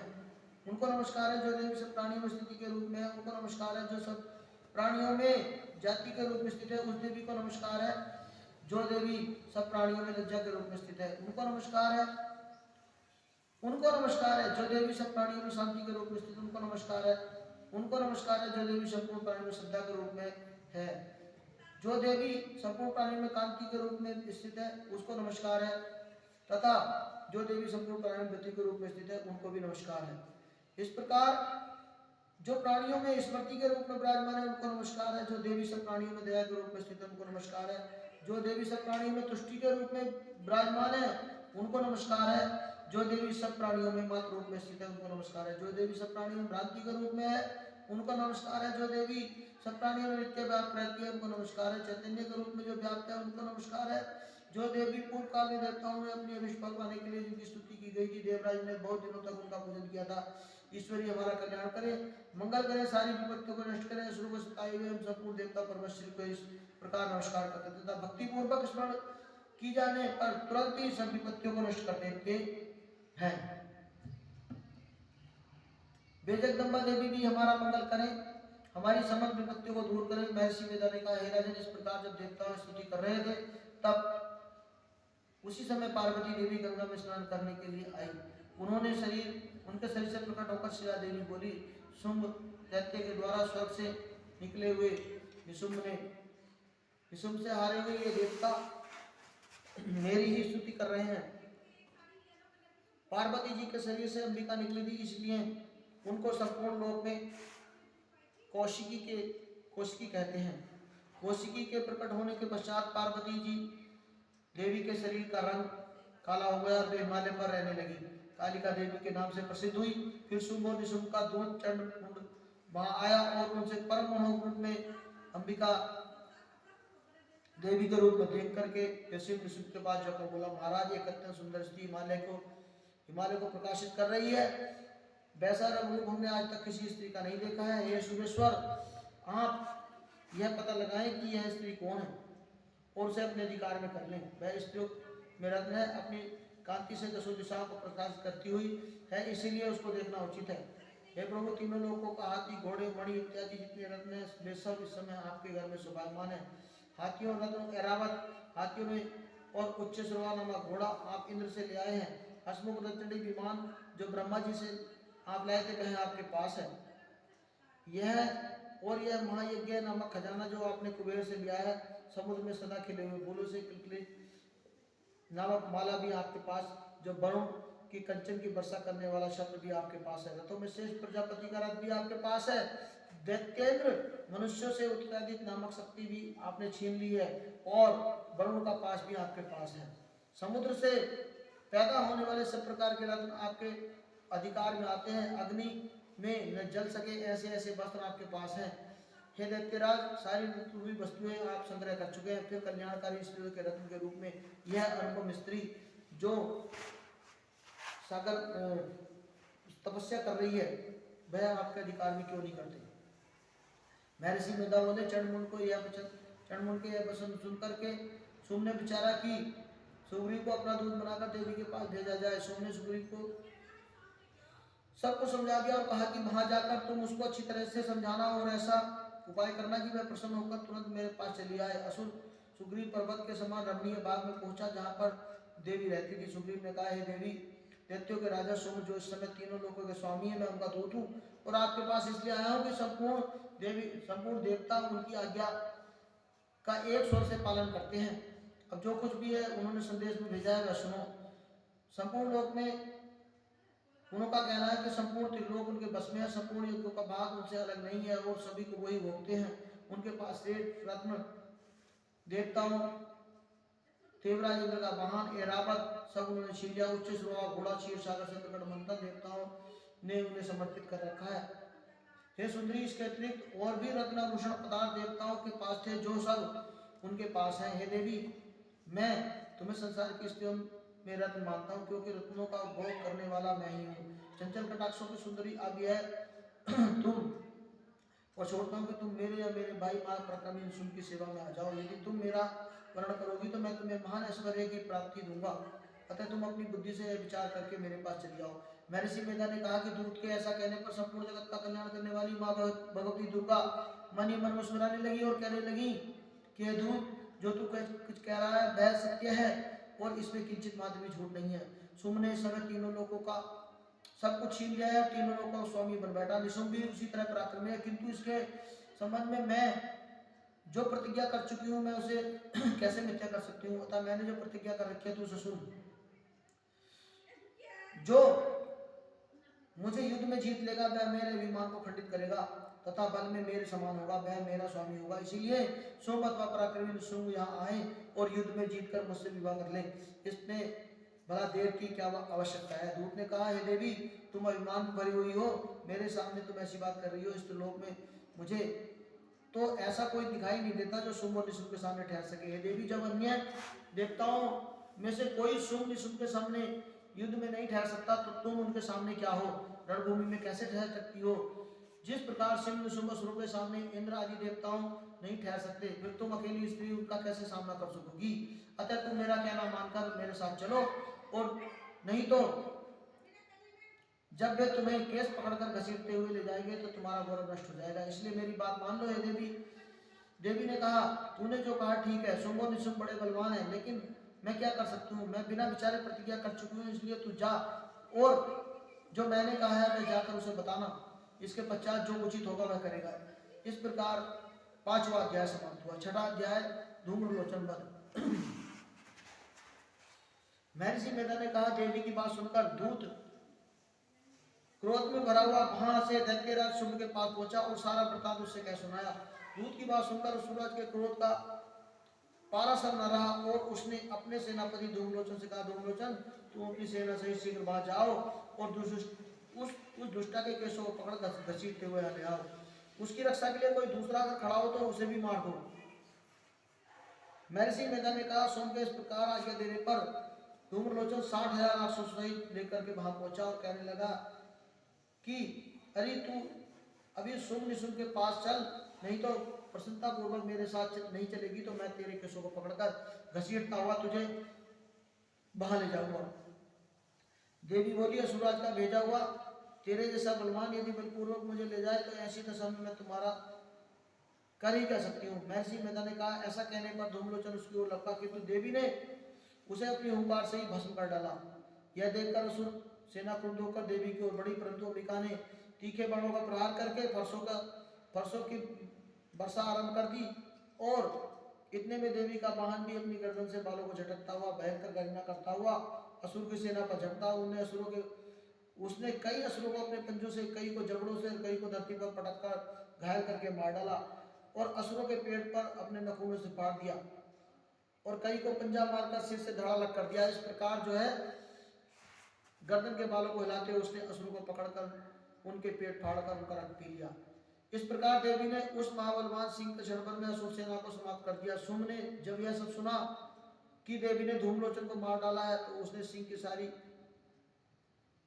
सिंह ने सारी सेना का संहार कर दिया तो शुंभ को बड़ा क्रोध आया। उसने क्रोध के मारे होठ फड़कने लगे। उसने कहा, चंड तथा मुंड नामक महिषासुरों को आज्ञा दी। कहा, हे चंड मुंड, तुम अपने साथ एक बड़ी सेना लेकर वहां जाओ और उसी के बाल पकड़कर खींचकर उसे यहाँ लाओ। यदि नहीं आती है तो उसे मार डालो जब तक इस प्रकार से शुंभ के सेनापति धूम्रलोचन के वध का 6वां अध्याय समाप्त हुआ। 7वां अध्याय चंड और मुंड का वध। महर्षि मेधा ने कहा, दैत्यराज की आज्ञा पाकर के चंड और मुंड नामक चतुर्मुड़ी सेना के साथ हथियार उठाए हुए देवी के से लड़ने के लिए वहां चल दिए। हिमालय पर्वत पर पहुंचे उन्होंने मुस्कुराती हुई देवी को जो जो सिंह पर बैठी हुई देखा। असुर ने उन्हें पकड़ने के लिए तलवारें लेकर उनकी ओर बढ़े, तब देवी अंबिका ने उन पर बड़ा क्रोध आया। क्रोध के मारे उनका मुंह काला पड़ गया, उनकी भुपटियां चढ़ गई, उनके ललाट से अत्यंत भयंकर तथा अत्यंत विस्तृत मुख वाली लाल आंखों वाली काली प्रकट हुई, जो अनेक अपने तलवारों और पास लिए हुई थी। वे विचित्र खड़ग धारण किए हुए थे तथा चीते के चर्म से की साड़ी, नरमुंड की माला धारण कर रखी थी। उनका मांस सूखा हुआ था तथा शरीर केवल हड्डियों का ढांचा था। वह भयंकर गर्जना और दिशाओं का गुंजन कर रही थी। वे असुरों की सेना पर टूट पड़ी और दैत्यों का भक्षण करने लगी। पार्श्व रक्षकों, अंकुशधारी महावतों, हाथियों पर सवार योद्धाओं और घंटा सहित हाथियों को एक साथ हाथ में पकड़कर अपने मुंह में डाल रही थी। इसी प्रकार वे घोड़ों, रथों, सारथियों और रथों में बैठे हुए सैनिकों को मुंह में डालकर भयानक रूप से चबा रही थी। किसी का केस पकड़कर, किसी की गर्दन पकड़कर, किसी को पैरों में दबाकर, किसी को मसलकर, किसी की छाती पर चढ़कर मार रही थी। दैत्यों के छोड़े हुए बड़े बड़े अस्त्रों को मुंह में पकड़कर तथा क्रोध में भरकर उन्हें दांतों से पीसकर उन्हें फेंक रही थी, भक्षण कर रही थी। कितनों को रोन डाल रही थी, कितनों को मारने के कारण कितने तो भाग गए थे, कितनों को उन्होंने तलवार से मार डाला, कितनों को अपने दांतों से समाप्त कर दिया। इस प्रकार देवी क्षण भर में संपूर्ण दैत्य सेना को नष्ट कर दे रही थी। यह देखकर पराक्रमी चंड देवी की ओर लपका और मुंड ने भी देवी पर अपने भयानक बाणों की वर्षा आरंभ कर दी। अपने हजारों चक्र उन पर छोड़े। उस समय में चमकते हुए बाण देवी के मुख में इस प्रकार प्रविष्ट हुए दिख रहे थे, जैसे बहुत सूर्य मेघों की घटा में प्रविष्ट हो रहे हैं। उसके पश्चात भयंकर गर्जना के साथ काली देवी ने अत्यंत जोश में भरकर विकट अट्टहास किया। उनका भयंकर मुख देखा नहीं जाता था, उनके मुख में श्वेत दंतों की पंक्ति चमक रही थी। फिर उन्होंने तलवार हाथ में लेकर मुंह शब्द कहकर चंड के ऊपर आक्रमण कर दिया। उसके केस पकड़कर उसका सिर काटकर अलग कर दिया। चंड को मरा हुआ देखकर चंड मुंड देवी की ओर लपका, किंतु देवी ने क्रोध में भरकर उसे भी अपनी तलवार से यमलोक पहुंचा दिया। चंड और मुंड को मरा हुआ देखकर बाकी बची हुई सेना वहां से भाग गई। इसके पश्चात काली देवी चंड और मुंड के कटे हुए सिर को लेकर चंडिका के पास गई और प्रचंड अट्टहास के साथ कहने लगी, हे देवी, चंड और मुंड दो दैत्यों को मारकर आपकी भेंट कर रही हूँ। अब शुंभ निशुंभ आपका स्वयं वध करना है। अब शुंभ और निशुंभ का आपको स्वयं वध करना है। महर्षि मेधा ने कहा। वहां लाए हुए चंड और मुंड के सिरों को देखकर कल्याणमयी चंडी ने काली से मधुर आवाज में कहा, हे देवी, क्योंकि तुम चंड और मुंड दोनों असुरों को मारकर मेरे पास लेकर आई हो, अतः संसार में चामुंडा देवी के नाम से तुम्हारी ख्याति होगी। इस प्रकार 7वां अध्याय समाप्त हुआ। 8वां अध्याय रक्त बीज का वध। महर्षि मेधा ने कहा, चंड और मुंड नामक असुरों के मारे जाने पर, उनकी बहुत सी सेना के नष्ट हो जाने पर असुरों के राजा प्रतापी शुंभ ने क्रोध से युक्त होकर अपनी संपूर्ण सेना को युद्ध के लिए तैयार किया और कहा कि अब आयुध 86 असुर सेनापति अपनी सेनाओं के साथ युद्ध के लिए तैयार हो जाएं। 84 कंबु असुर सेनापति युद्ध के लिए जाएं। कोटिवीर्य नामक असुरों के 50 कुल और धूम्रवंश के सेनापति प्रस्थान करें। कलक, सुवाद और मौर्य काल के लिए दैत्य भी मेरी आज्ञा से तैयार होकर के युद्ध के लिए प्रस्थान करें। भयानक शासन करने वाला असुरों का स्वामी शुंभ इस प्रकार आज्ञा देकर बहुत बड़ी सेना के साथ युद्ध के लिए चल दिया। उसकी सेना को अपनी ओर आता देखकर चंडिका ने अपने धनुष की टंकार से पृथ्वी और आकाश को गुंजायमान कर दिया। राजन, इसके पश्चात देवी ने सिंह की दहाड़ना आरंभ इसके पश्चात देवी के सिंह ने दहाड़ना आरंभ कर दिया। अंबिका के घंटे की शब्दों की ध्वनि की ओर संकेत बढ़ा दिया गया। धनुष की टंकार, शेर की दहाड़ और घंटे की ध्वनि से चार दिशाएं गूंज उठी। इस प्रकार देवी ने अपने मुख को और अपने भयानक मुख को और भी भयानक बना दिया। ऐसी भयंकर घटना को सुनकर राक्षसी सेना ने देवी तथा सिंह के चारों ओर से घेर लिया। उस समय दैत्यों का नाश करने के लिए, देवताओं की भेंट के लिए ब्रह्मा, शिव, कार्तिकेय, विष्णु तथा इंद्र आदि देवताओं की शक्तियों को अत्यंत पराक्रम और बल से संपन्न थी, उनके शरीर से निकलकर उसी रूप में चंडिका के रूप में पास गई। जिस देवता का जैसा रूप था, आभूषण थे तथा जैसा वाहन था, वैसा ही आभूषण और वाहन लेकर के उन देवताओं की शक्तियां दैत्यों से युद्ध करने के लिए आई। हंसयुक्त विमान में बैठकर और रुद्राक्ष की माला तथा कमंडल धारण करके ब्रह्मा जी की शक्ति आई, इसलिए उनका नाम ब्रह्माणी हुआ। वृषभ पर सवार होकर, हाथ में त्रिशूल लेकर, महानाग और कंकड़ पहनकर, चंद्रशेखर से विभूषित होकर भगवान शंकर की शक्ति माहेश्वरी के रूप में आई।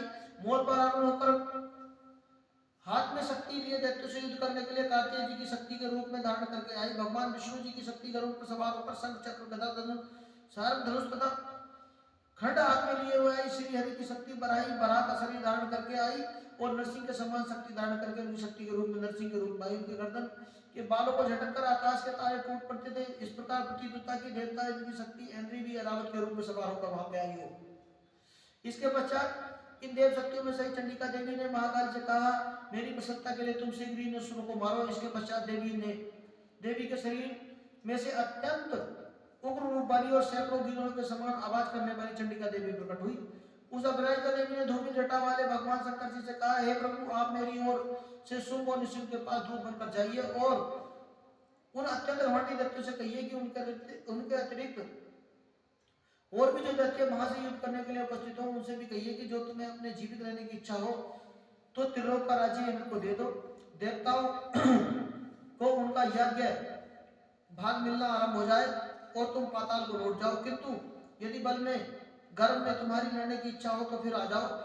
तुम्हारे मां से मेरी योगिनियां तृप्त होंगी, क्योंकि उस देवी ने भगवान शंकर को दूत के कार्य के लिए नियुक्त किया था, इसलिए संसार में वे शिवदूती के नाम से भी विख्यात हुई। भगवान शंकर ने देवी का संदेश पाकर दैत्यों के क्रोध की कोई सीमा न रही। भगवान शंकर जी से देवी का संदेश पाकर दैत्यों के क्रोध की सीमा न रही। मैं जिस स्थान पर देवी विराजमान थी वहां पहुंचे और उस पर बाणों की शक्तियों की वर्षा करने लगे। देवी ने उनके फेंके हुए बाणों को, शक्तियों को, त्रिशूल को, फांसों को अपने बाणों से काट डाला और काली देवी ने उस देवी के साथ खड़ी होकर के त्रिशूल को विदीर्ण करके खटवांग शिव का अस्त्र जिसे कहते हैं उससे कुचलने लगी। ब्रह्माणी जिस तरफ दौड़ती थी उस तरफ अपने कमंडल का जल छिड़क कर दैत्यों के बल को नष्ट कर देती थी। इस प्रकार महेश्वरी त्रिशूल से, वैष्णवी चक्र से, अत्यंत कोप वाली कौमारी शक्ति से असुरों को मार रही थी।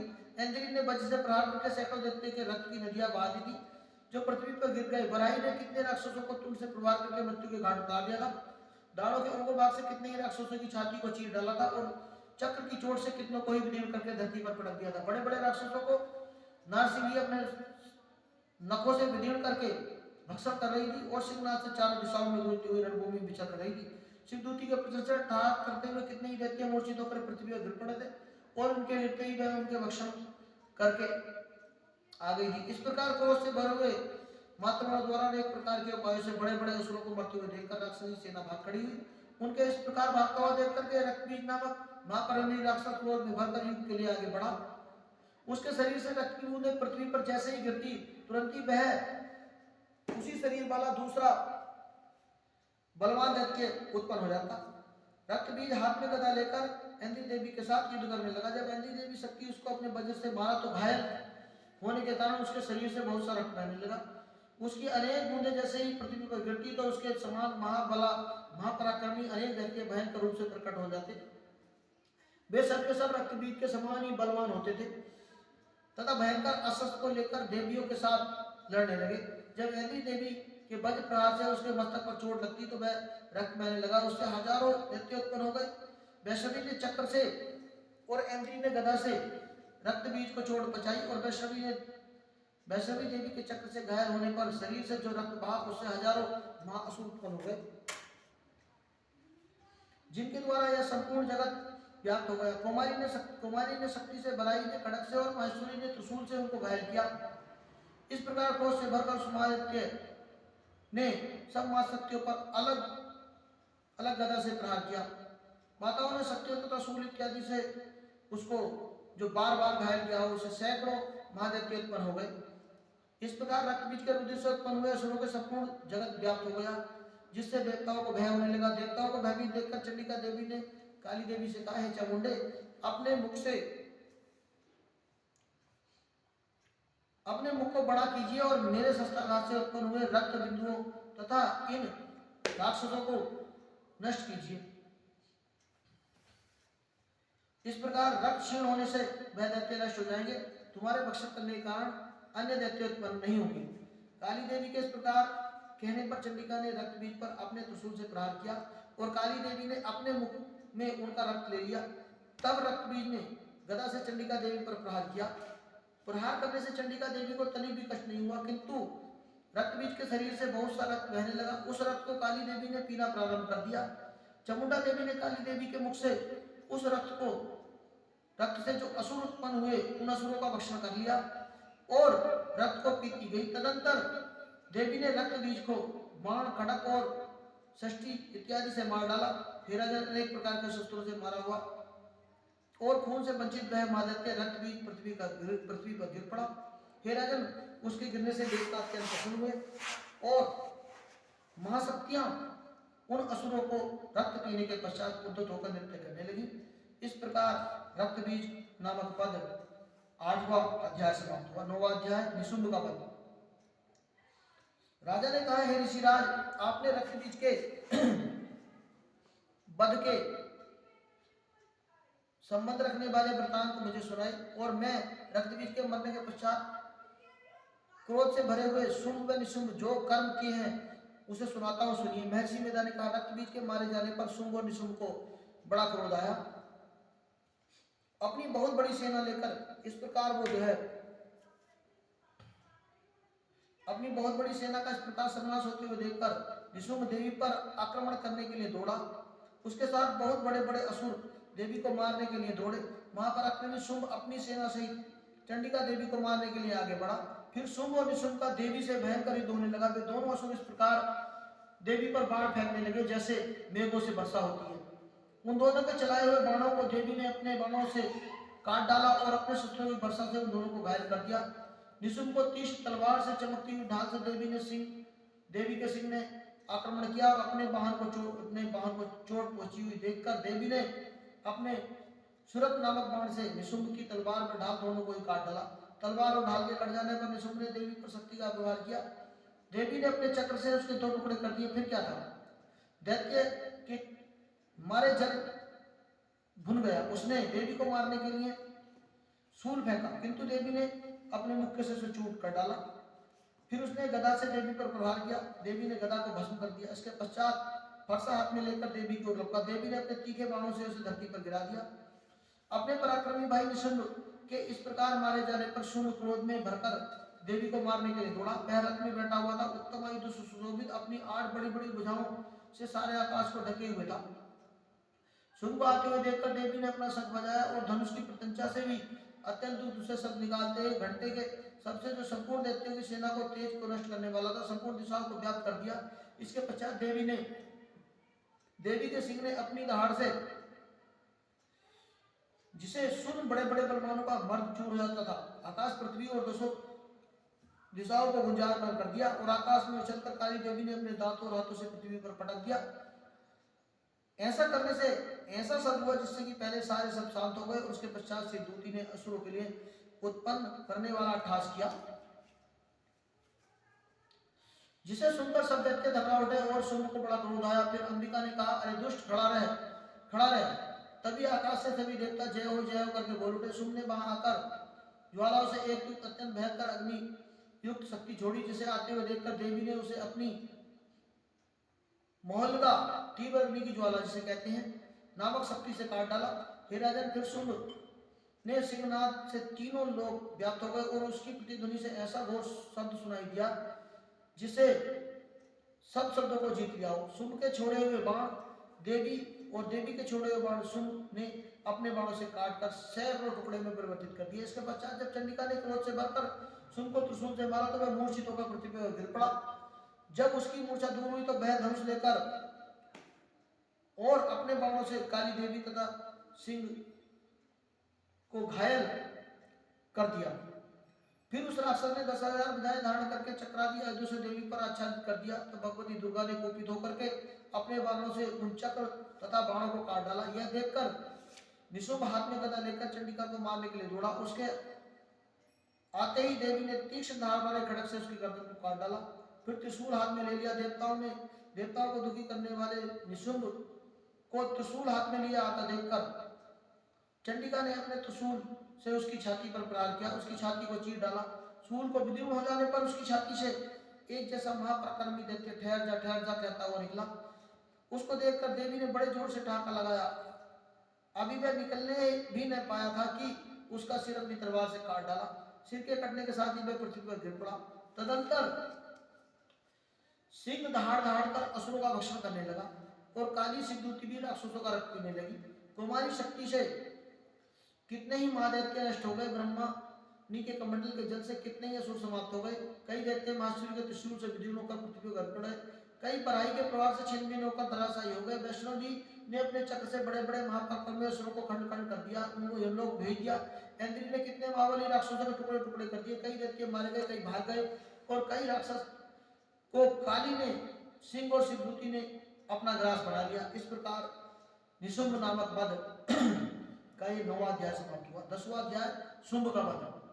महर्षि मेधा ने कहा, है राजन, अपने प्यारे भाई को मरा हुआ देखकर, अपनी सेना को नष्ट हुआ देखकर क्रोध में भरकर राज्य शुंभ गले लगा के, दुष्ट दुर्गे, तू अहंकार में गर्व मत कर, क्योंकि तू दूसरों के बल पर लड़ रही है। देवी ने कहा, दुष्ट, देख मैं अकेली ही हूँ, इस संसार में मेरे ठीक दूसरा कौन है। ये सब मेरी शक्तियां हैं, देखकर तुझमें यह सब मुझमें प्रविष्ट हो रही है। इसके पश्चात ब्रह्माणी आदि सभी देवियां उस देवी के शरीर में लीन हो गई। देवी अकेली रह गई। तब अंबिका देवी ने कहा कि मैं ऐश्वर्य शक्ति से अनेक रूपों में यहाँ उपस्थित हुई हूँ। उन सब रूपों को मैंने समेट लिया है, अब अकेली ही यहाँ खड़ी हूँ, तुम भी यहाँ आकर ठहरो। महर्षि मेधा ने कहा, तब देवताओं तथा राक्षसों के देखते देखते देवी तथा सुन के भयंकर युद्ध होने लगे। अंबिका ने सैकड़ों अस्त्र छोड़े, उधर दैत्यराज ने भी भयंकर अस्त्रों का प्रहार किया। देवी के छोड़े हुए सैकड़ों अस्त्र शस्त्रों को दैत्य ने अपने शस्त्रों द्वारा काट डाला। इसी प्रकार शुंभ ने जो भी अस्त्र छोड़े, उन्हें देवी ने भी भयंकर उपार से काट डाला। दैत्य ने जब सैकड़ों बाण छोड़कर देवी को ढक दिया, तो क्रोध में भरकर देवी अपने बाणों से उसका धनुष नष्ट कर डाला। धनुष कट जाने से दैत्य ने शक्ति चलाई, लेकिन देवी ने उसको भी काट डाला, फेंक दिया। फिर दैत्य ने चमकती हुई ढाल को लेकर देवी की ओर दौड़ा, किंतु जब वह देवी के समीप पहुंचा तो अपनी तीक्ष्ण बाणों से उसकी चमकने वाली ढाल को भी काट डाला। फिर दैत्य का घोड़ा मारा गया और रथ टूट गया, सारथी मारा गया। तब वह भयंकर मुद्गर लेकर देवी पर आक्रमण करने के लिए चला, किंतु देवी ने अपने तीक्ष्ण बाणों से उसके मुद्गर को भी काट दिया। इस प्रकार दैत्य ने क्रोध भरकर देवी की छाती में बड़े जोर से मुक्का मारा। दैत्य ने जब देवी को मुक्का मारा तो देवी ने भी उसकी छाती में जोर से मुक्का मारा। मुक्का खाकर पहले तो दैत्य पृथ्वी पर गिरा, किंतु तुरंत ही उठकर बैठ गया। फिर उसने देवी को पकड़कर आकाश की ओर उछला। वहां जाकर दोनों में युद्ध होने लगा। वह युद्ध सब सिद्ध मुनियों को आश्चर्य में डालने वाला था। देवी आकाश में दैत्य के साथ बहुत देर तक युद्ध करती रही। फिर देवी ने उसे आकाश में घुमाकर पृथ्वी की ओर गिरा दिया। दुष्टात्मा दैत्य पुनः उठकर देवी को मारने के लिए दौड़ा। तब उसने अपनी ओर आता हुआ देखकर देवी ने उसकी छाती विदीर्ण करके उसको पृथ्वी पर पटक दिया। देवी के त्रिशूल से घायल होने पर उस दैत्य के प्राण प्रखर उठ गए। वह समुद्र, द्वीप, पर्वत और पृथ्वी का कंपायमान करते हुए धराशायी होकर के तदनंतर उस दुरात्मा के मरने से संपूर्ण जगत में प्रसन्नता हो गई। आकाश निर्मल हो गया। पहले जैसे उत्पात सूचक में तथा कल्याणकारी उत्पात होते थे, सब शांत हो गए। उसके मारे जाने से नदियां अपने ठीक मार्ग से बहने लगी। संपूर्ण देवताओं का हृदय से भर गया। गंधर्व सुर गायन करने लगे, गंधर्व बाजे बजने लगे, अप्सराएं नाचने लगी, वायु पवित्र होकर बहने लगी, सूर्य की कांति स्वच्छ हो गई, यज्ञशालाओं की बुझी हुई अग्नि अपने आप पर ज्वलित हो गई, तो चारों दिशाओं में शांति फैल गई। बोलो देवी माता की जय। इति शुंभ निशुंभ नामक 10वां अध्याय समाप्त। 11वां अध्याय देवताओं का देवी की स्तुति करना और देवी का देवताओं को वरदान देना। महर्षि मेधा कहते हैं कि दैत्य के मारे जाने पर इंद्रादि देवताएं अग्नि को आगे करके कात्यायनी देवी की स्तुति करने लगे। उस समय अभिष्ट की प्राप्ति के कारण उसके मुख में खिले हुए थे। देवताओं ने कहा, हे शरणागतों के दुखों को दूर करने वाली देवी, आप प्रसन्न हो जाओ। हे संपूर्ण जगत की माता, आप प्रसन्न हो जाओ। हे विश्वेश्वरी, आप विश्व की रक्षा करो, क्योंकि आप इस चराचर जगत की ईश्वरी हो। हे देवी, आप संपूर्ण जगत का आधार हो। आप पृथ्वी के रूप में स्थित हो और अत्यंत पराक्रम वाली देवी हो। आप विष्णु की शक्ति हो। हे विश्व की बीज परम माया हो, आपने इस संपूर्ण जगत को मोहित कर रखा है। आपके प्रसन्न होने पर ही यह पृथ्वी मोक्ष को प्राप्त करती है। हे देवी, संपूर्ण विधाओं आपके ही भिन्न भिन्न स्वरूप है। इस जगत में जितनी भी स्त्रियां हैं वे सब आपकी ही मूर्तियां हैं। एकमात्र आपने इस जगत को व्याप्त कर रखा है। आपकी स्तुति किस प्रकार की जा सकती है, क्योंकि आप परम बुद्धि स्वरूप है और संपूर्ण प्राणी रूप स्वर्ग और मुक्ति को देने वाली है। इसी रूप में आपकी स्तुति की गई है। आपकी स्तुति के लिए इससे बढ़कर और क्या हो सकता है। संपूर्ण जनों के हृदय में बुद्धि रूप में विराजमान करने वाली ये देवी, स्वर्ग तथा मोक्ष प्रदान करने वाली नारायणी देवी, आपको नमस्कार है। कला काष्ठा आदि रूप से आस्थाओं को परिवर्तित करने वाली देवी, प्राणियों का अंत करने वाली हे नारायणी आपको नमस्कार है। नारायणी संपूर्ण मंगल करने वाली, मंगल देने वाली है। शिवे हे संपूर्ण प्रयोजनों को सिद्ध करने वाली है। शरणागत वत्सला तीनों नेत्रों वाली देवी गौरी आपको बारंबार नमस्कार है। षष्ठी स्तुति तथा संज्ञा षष्ठी भूता सनातनी देवी गुणों का आधार तथा सर्व सुखमय नारायणी आपको नमस्कार है।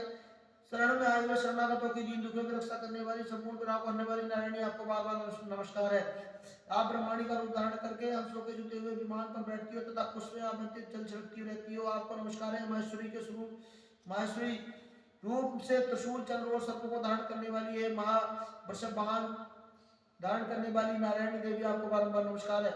मोरों तथा कुक्कुटों से घिरी रहने वाली हे मां शक्ति को धारण करने वाली देवी कौमारी आपको रूप धरणी निष्पाद नारायणी आपको नमस्कार है। शंख चक्र गदा तथा सांग रूप में आयुधों को धारण करने वाली वैष्णवी देवी शक्ति के स्वरूप नारायणी आप हम पर प्रसन्न हो जाए तथा हम आपको बार बार नमस्कार करते हैं।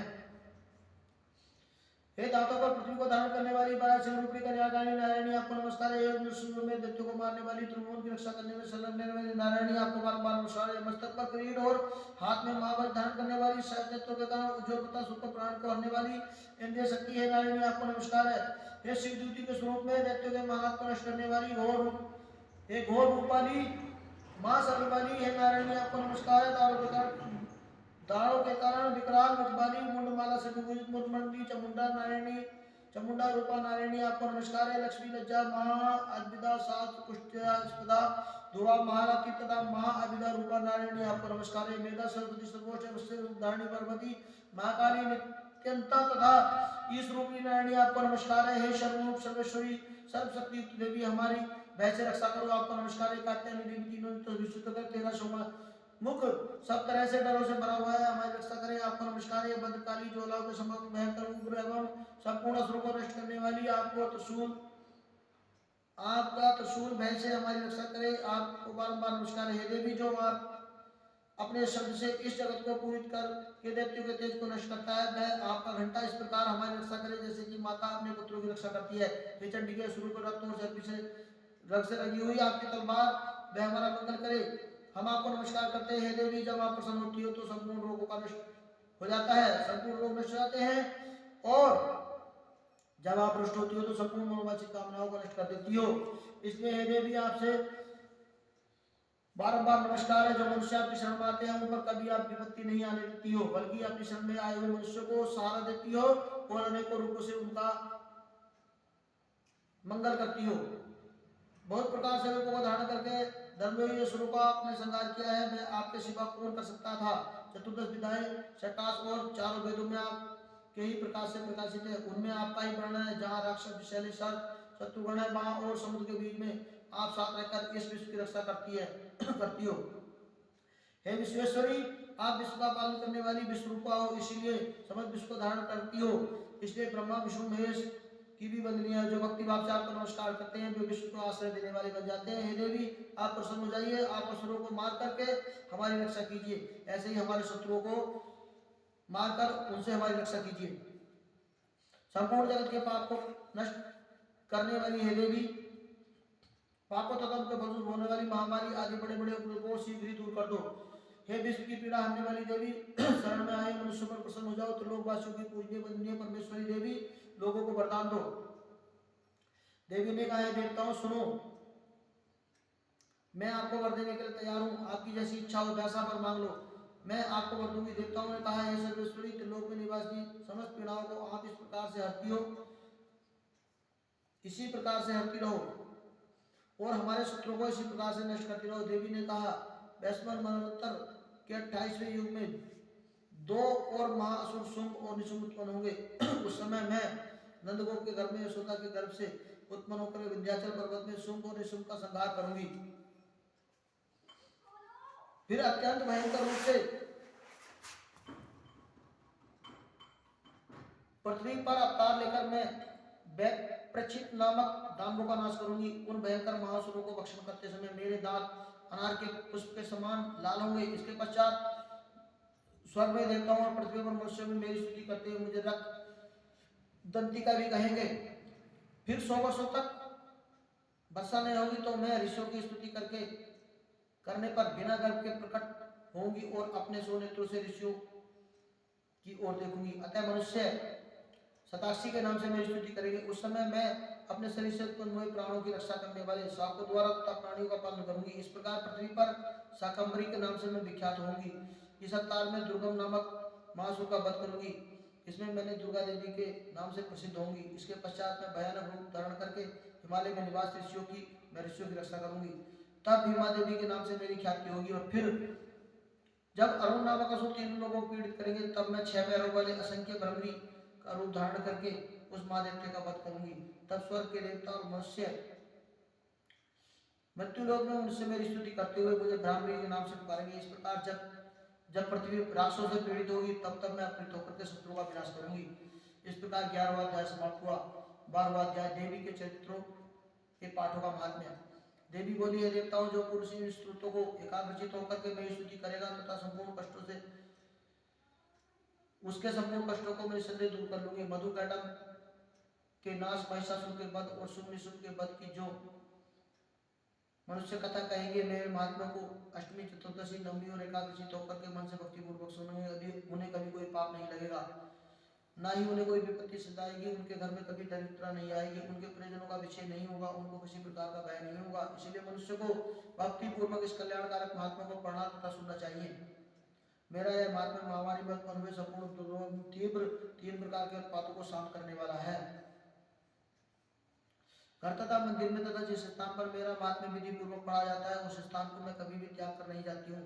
सदा वही मेरा निवास स्थान बन जाता है। बलिदान, पूजा, होम महोत्सवों में मेरा चरित्र उच्चारण करता तथा सुनाना चाहिए। ऐसा हवन तथा पूजन मनुष्य में जानकर बिना जाने करें, उसे तुरंत ग्रहण कर लेती हूँ। शरदकाल में प्रत्येक वर्ष जो महान पूजा की जाती है, उसमें अवसर मनुष्य की भक्ति पूर्वक मेरा महात्म्य सुनकर जो विपत्तियों से छूट जाते हैं, धन धान्य तथा पुत्र आदि से संपन्न हो जाता है। मेरे इस महात्म्य तथा कथाओं इत्यादि को सुन करके मनुष्य में जो भय होता है, भय से निर्भय हो जाता है। महात्म्य के सेवन करने वाले के शत्रु नष्ट हो जाते हैं, सब कल्याण की प्राप्ति होती है, उनका कुलान्वित हो जाता है तथा सब कष्ट शांत हो जाते हैं। भयंकर सुख दिखाई देना, घरेलू दुख आदि सब मिट जाते हैं। बाल गृह में ग्रसित बालकों के लिए मेरा महात्म्य परम शांति को देने वाला है। मनुष्य में फूट पड़ने पर यह भली भांति से मिथ्या करवाने वाला है। मेरा महात्म्य मनुष्य को मेरी जैसी सामर्थ्य प्राप्ति करवाने वाला है।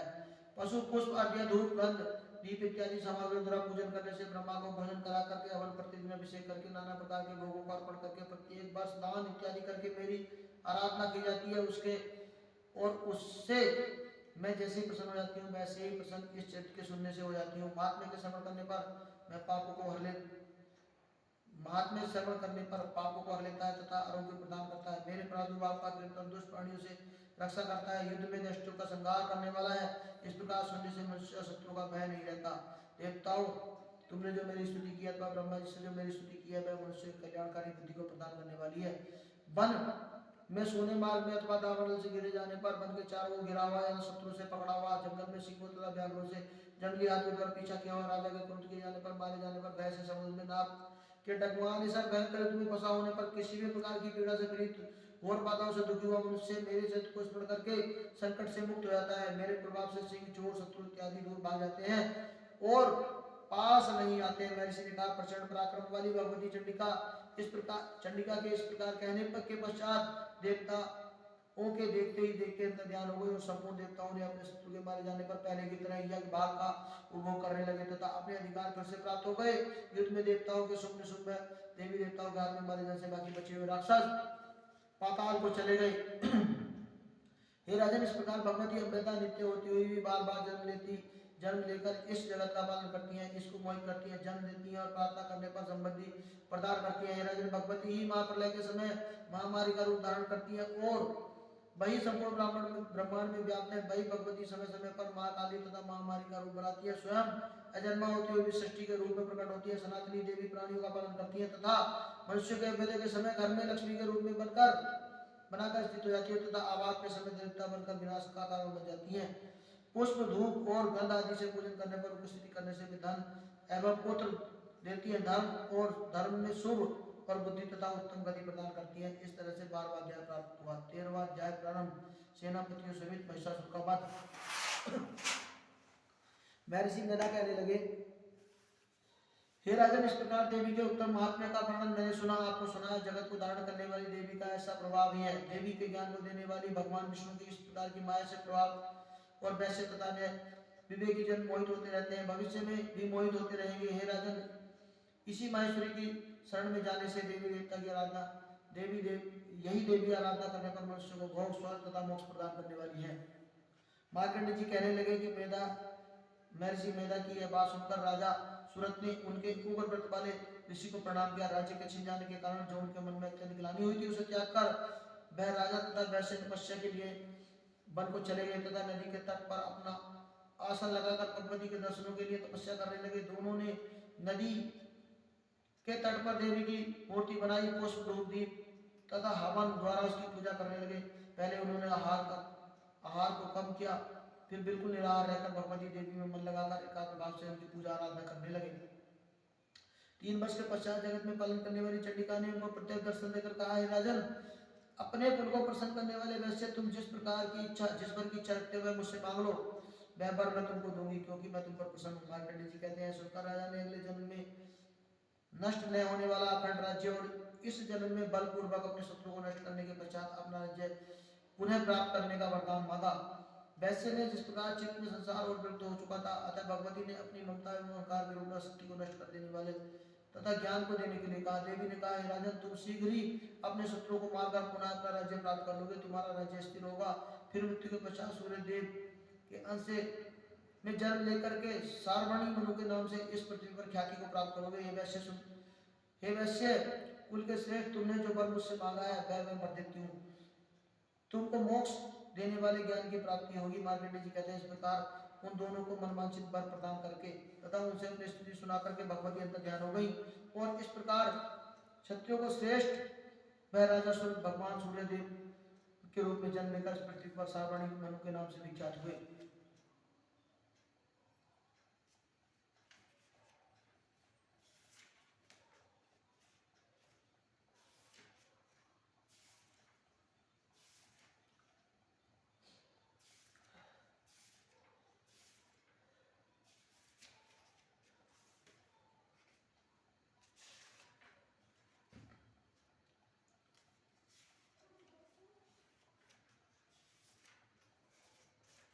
अथ देवी सूक्त।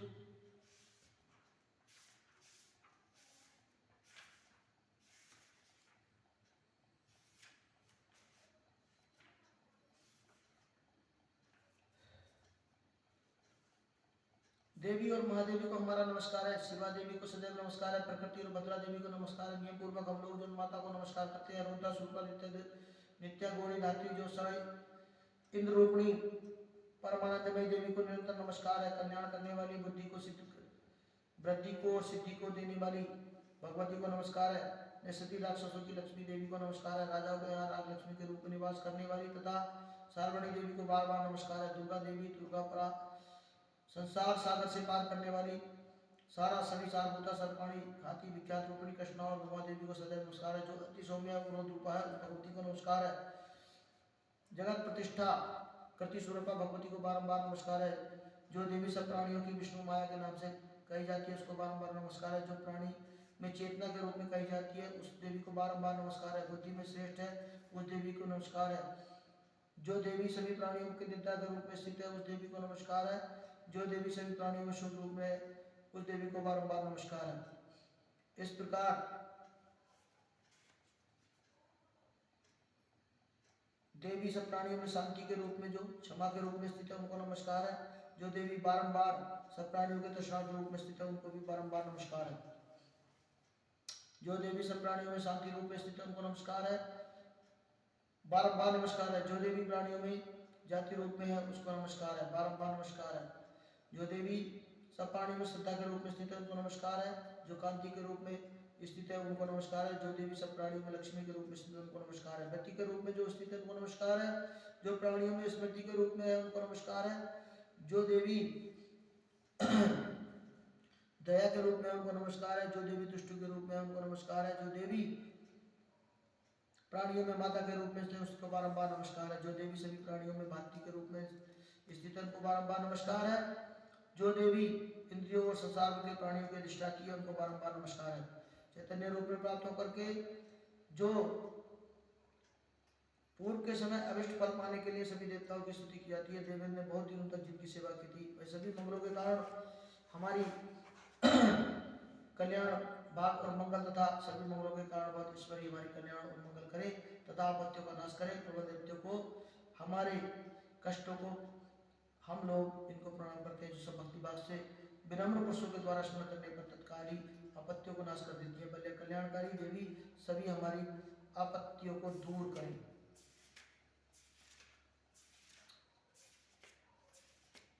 इस प्रकार दुर्गा सप्तशती के संपूर्ण 13 अध्याय समाप्त हुए। अब आती है क्षमा प्रार्थना। हे परमेश्वरी, मेरे द्वारा रात दिन सहस्त्रों अपराध होते हैं। आप मुझे अपना सेवक समझकर कृपा पूर्वक मेरे उन अपराधों को क्षमा कीजिए। न तो मैं आह्वान करना जानता हूँ, न विसर्जन करना जानता हूँ, न ही पूजा करना जानता हूँ। हे परमेश्वरी, मुझे क्षमा कीजिए। हे सुरेश्वरी, मैंने जो मंत्रहीन, क्रियाहीन और भक्तिहीन पूजन किया है वह सब आपकी दया से पूर्ण हूँ। सैकड़ों अपराध करके भी भक्त आपकी शरण में आकर केवल जगदम्ब कहकर मोक्ष को प्राप्त कर लेते हैं, जिसे ब्रह्मादि देवगण भी पाने में असमर्थ होते हैं। हे जगदम्बिके, मैं अपराधी हूँ किंतु आपकी शरण में आया हूँ, अतः मुझे दया का पात्र समझ करके तुम जैसा चाहो वैसा करो। अज्ञानतावश या बुद्धि भ्रम होने के कारण जो मुझसे भूल हुई उसे क्षमा कर दें। जो मैंने कुछ अधिक कम कर दिया है, हे देवी हे परमेश्वरी, सब अपराध क्षमा कीजिए और प्रसन्न होकर के मुझ पर प्रसन्न होइए। हे जग माता कामेश्वरी, सच्चिदानंद स्वरूपिणी परमेश्वरी, आप प्रेम पूर्वक मेरी इस पूजा को स्वीकार कीजिए और मुझ पर प्रसन्न होकर के आप गुप्त से भी गुप्त वस्तु की रक्षा करने वाली हो। हे देवी, हे महेश्वरी, आप कृपा करके मुझे सिद्धि प्राप्ति हो, ऐसा वरदान दीजिए। इस प्रकार दुर्गा सप्तशती का क्षमा प्रार्थना पूर्ण हुआ। आइए हम दुर्गा माता जी की आरती कर लेते हैं और उसके बाद दुर्गा सप्तशती का पाठ पूर्ण रूप से समाप्त हो जाता है। जय अम्बे गौरी मैया, जय श्यामा गौरी, तुमको निश दिन ध्यावत हरि ब्रह्मा शिव जी। मैया जय अम्बे गौरी, मांग सिंदूर विराजत, टीको मृग मद को, उज्ज्वल से दोई नैना चंद्र बदननी को। मैया जय अम्बे गौरी, कनक समान कलेवर रक्तांबर राजे, रक्त पुष्प गलमाला कंठन पर साजे। के हरिवान राजत खड़क कपरदारी, मैया खड़क कपरदारी, सुर नर मुनि जन सेवक तिनके दुख हारी। ओम जय अम्बे गौरी, कानन कुंडल शोभित नासाग्रे मोती, मैया नासाग्रे मोती, कोटिक चंद्र दिवाकर राजत समज्योति। ओम जय अम्बे गौरी, शुंभ निशुंभ बिदारे महिषासुर दाती, मैया महिषासुर दाती, धूम्र विलोचन नैना निस दिन मदमाती। ओम जय अम्बे गौरी, चंड मुंड संहारे शोणित बीज हरे, मधु के टब दो मारे सुरभयहीन करे। ब्रह्माणी रुद्राणी तुम कमला रानी, मैया तुम कमला रानी, आगम निगम बखानी तुम शिव पट रानी। ओम जय अम्बे गौरी, 64 योगिनी मंगल गावत नृत्य करत भैरो, बाजत ताल मृदंगा अरु बाजत डमरू। मैया जय अम्बे गौरी, तुम ही जग की माता, तुम ही हो भरता, मैया तुम ही भो भरता, भक्तन की दुख हरता, सुख संपत्ति करता।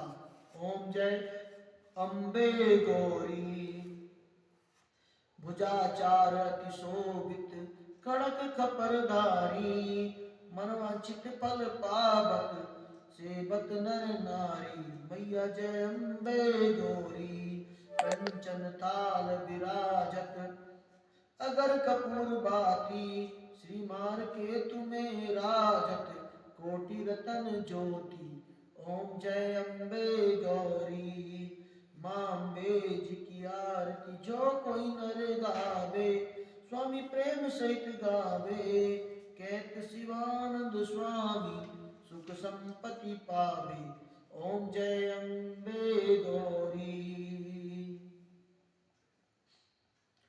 जय हो दुर्गे माता की।